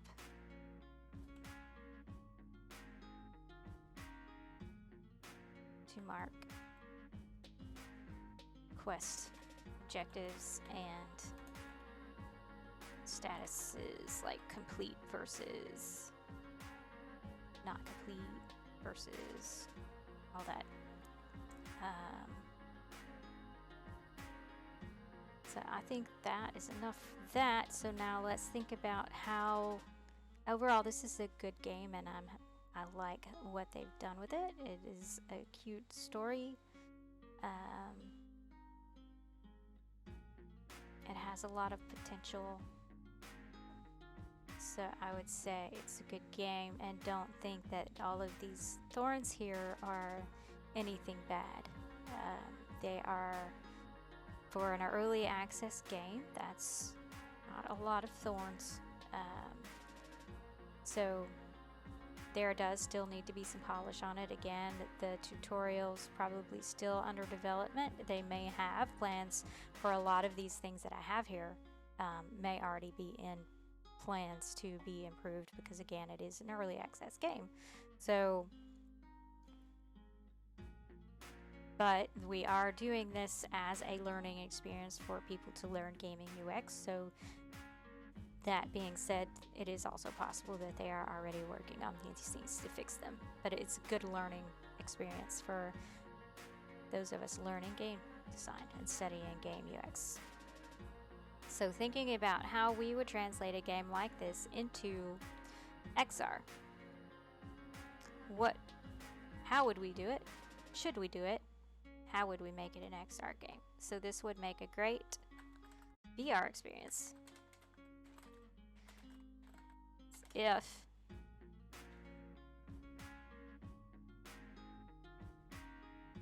motions, It would make a great, okay, let's just start there. It would make a great VR experience. There have been other games. There are VR platformers out there that have done an excellent job on managing. So you'd have to think about motion sickness. How do you mitigate motion sickness? That was one thing that I was having an issue with, and I have it with all games that are like this. Can't zoom out a character, so increased risk of motion sickness.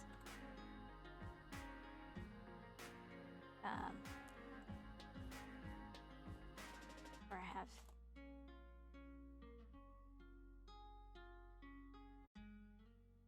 is that the only reason? Can't control camera.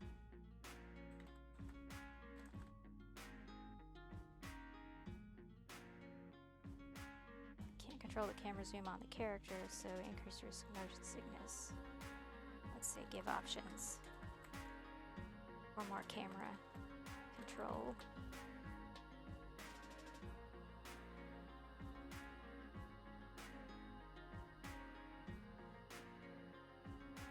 Because in VR, definitely in VR, and again I'll include the links in the show notes to the videos on motion sickness, that you want to leave the control of the camera in the hands of the viewer. You don't want to take control away from them, because you're immersed in this experience. That is going to greatly increase the risk of sickness if you take away the control of the camera from the viewer. Just think about in real life when you're moving around. We're controlling our own motion. If we're in a car, if we're driving, we have less risk of getting motion sickness than we do if we're a passenger, because the passenger doesn't control where the car's going when. So they're more likely to get sick. It's the same thing here. There is a greater risk of motion sickness if the viewer doesn't have control of that camera. So let me see here real quick. So I have a lot of videos on motion sickness. And here is your text scaling and readability in XR, and your comfortable viewing distance, your label sizing and placement.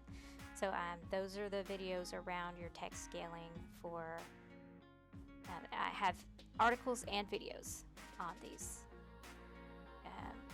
for your text sizing and so forth. And then motion sickness, I have a lot on motion sickness. I've got motion sickness, I've got animation, and I will again include these links in the show notes.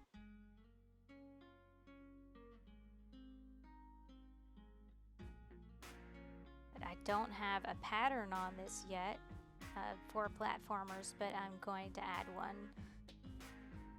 within the next month or so about platformers, because that's another one of the reasons I play these games, is to, one of the reasons that we game for XR is to, one, study the game development process, think about how did they make this thing, how did they do these things. We talked about today branching, a little bit about branching dialogue, not a lot. We talked about the UI development in Unity a little bit, not a lot. We talked about motion sickness for sure. We talked about visibility and legibility. We talked about body copy and widths and treatments for that. So studying games helps you think of these things and bring them up, because it's going to increase your understanding, and it's going to if you pay attention to all the micro interactions and so forth, we talked about cumbersome interactions. All of these things help keep our brains sharp on these things, help keep them in our minds to think about how we design for XR, which is what we're talking about here, the whole point. And we also learn how other people have done things, to learn how they solve problems. Was it a good solution? Was it a not so great solution? If it is not so great a solution, why is everyone doing it?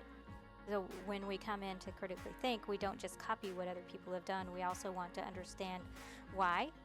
Does it work? Does it not work? And that's one of the reasons that we do the Rose, Thorn, Bud, is to think through that critically, so that we're not just blindly copying those behaviors. We want to see if there's a better way of doing it. We always want to ask why. And of course, test with your target audience. But okay, so for a great VR experience, that's going to be, motion sickness is going to be the biggest thing. How you would handle that.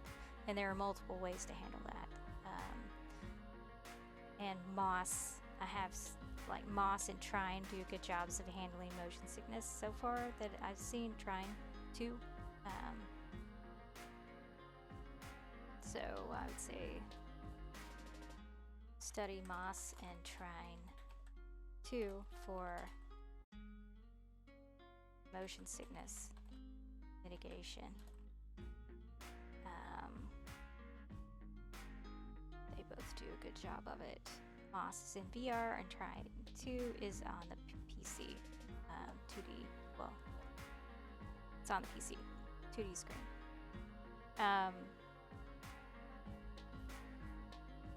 And then if you were going to make this a mixed reality experience,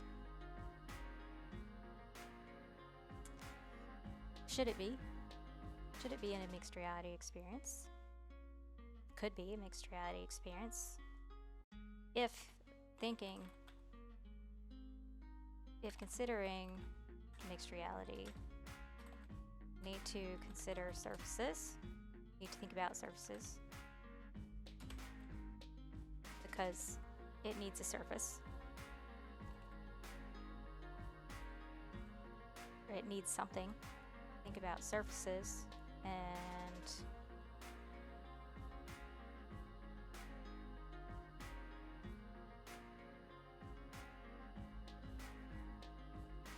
because there are, again, I would say Moss and Trine, you would have to think about interactions. Definitely going to be different depending on the headset. Each headset has its own limitations. Each headset currently for mixed reality, each headset, there's no standard right now. No current standard for MR interactions per headset.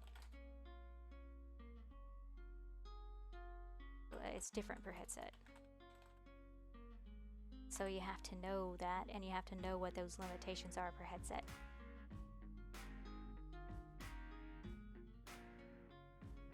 Especially for mixed reality, because it's less.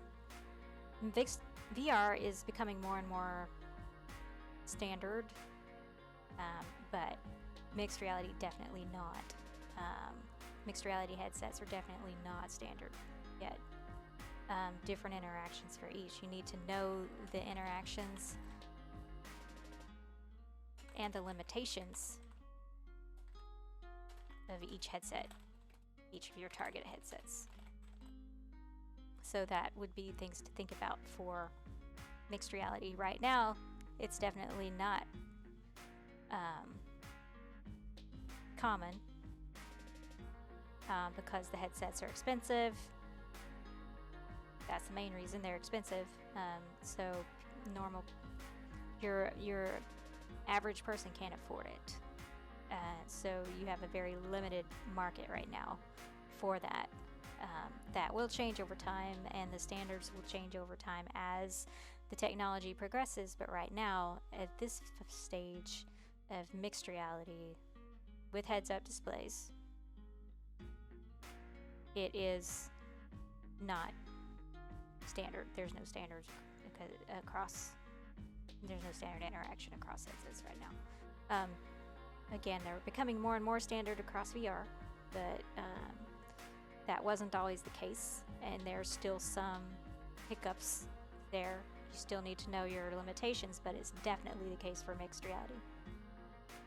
And again, if you're watching this later on YouTube, do still feel free and add comments to the video, and I do check them, and I will respond to you. So this doesn't have to be you watching live on Twitch. It would be better if you were, because then you can participate and we can talk to each other. You can ask questions, and this is your chance to get free access to what I do know, and ask your questions. And you can do the same thing asynchronously through YouTube through the comments. Guys, I do check them, and I will respond to them within a reasonable amount of time. If I notice get the notifications, YouTube sometimes has issues with that, but I do check.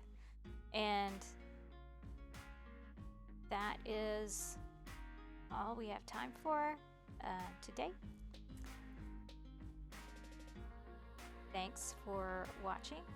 If you like what you see, please do follow me on Twitch, like and subscribe on YouTube, share this stuff with your friends. If you have friends who are also studying and trying to learn XR, they're in the XR field, they're in the game development field, do feel free to share this, like, subscribe. And you can also support me by buying merch, and I'm adding that link to the show notes and in the Twitch chat right now. And or you can support me on Patreon by becoming a patron. I don't know if I have a command for that one. Nope, I don't. But you can support me on Patreon as well. If you like what you see, the link is in the show notes, and it's on my About page on Twitch. And becoming a patron will give you early access to more educational videos, and it will give you full access to the design library that I'm creating, which is, for example, here's an example of a pattern that I use. I came up with this concept while I was working on a project team for training. Is that this is a common wish list item for UX design teams, is to have a pattern library of existing interactions that solve the problem well, so that we can pull from them and share them with the team to communicate how we want something to behave in game without having to reinvent the wheel. So come here, watch this video clip to see how they handle teaching teleportation and handling teleportation, and then here are all the micro interactions of how this works here. So you're not having to write all of that again. You're just say, okay, here's how we want to handle teleportation, and then you would make notes on something that you would want to change. Like if you wanted to change the look and feel of the Bezier, then you can make note of that. But the interactions are handled already in the pattern library. So that's what we're talking about with your access to that full library that I am adding to regularly. And you get exclusive Discord access, which is access to me in Discord, and more access rights will be added in the future for that. More features will be added in the future. You can help me by getting access and becoming a patron. You can help me build the direction of this UX for XR toolkit, giving me feedback, helping me design the future of this thing. That is here. The whole goal of this is to make things easier for you as designers and development teams. So take advantage of those things. And if you want to have one-on-one, I have office hours on Tuesdays. You can book a call with me, bring your questions, and we can talk And that is again it for today. Thank you, Ink Rose, for the early access demo to Mariposa and the Galaxy Man. It is a good start, and I look forward to seeing where it goes. And thanks again for watching, and I'll see you next week.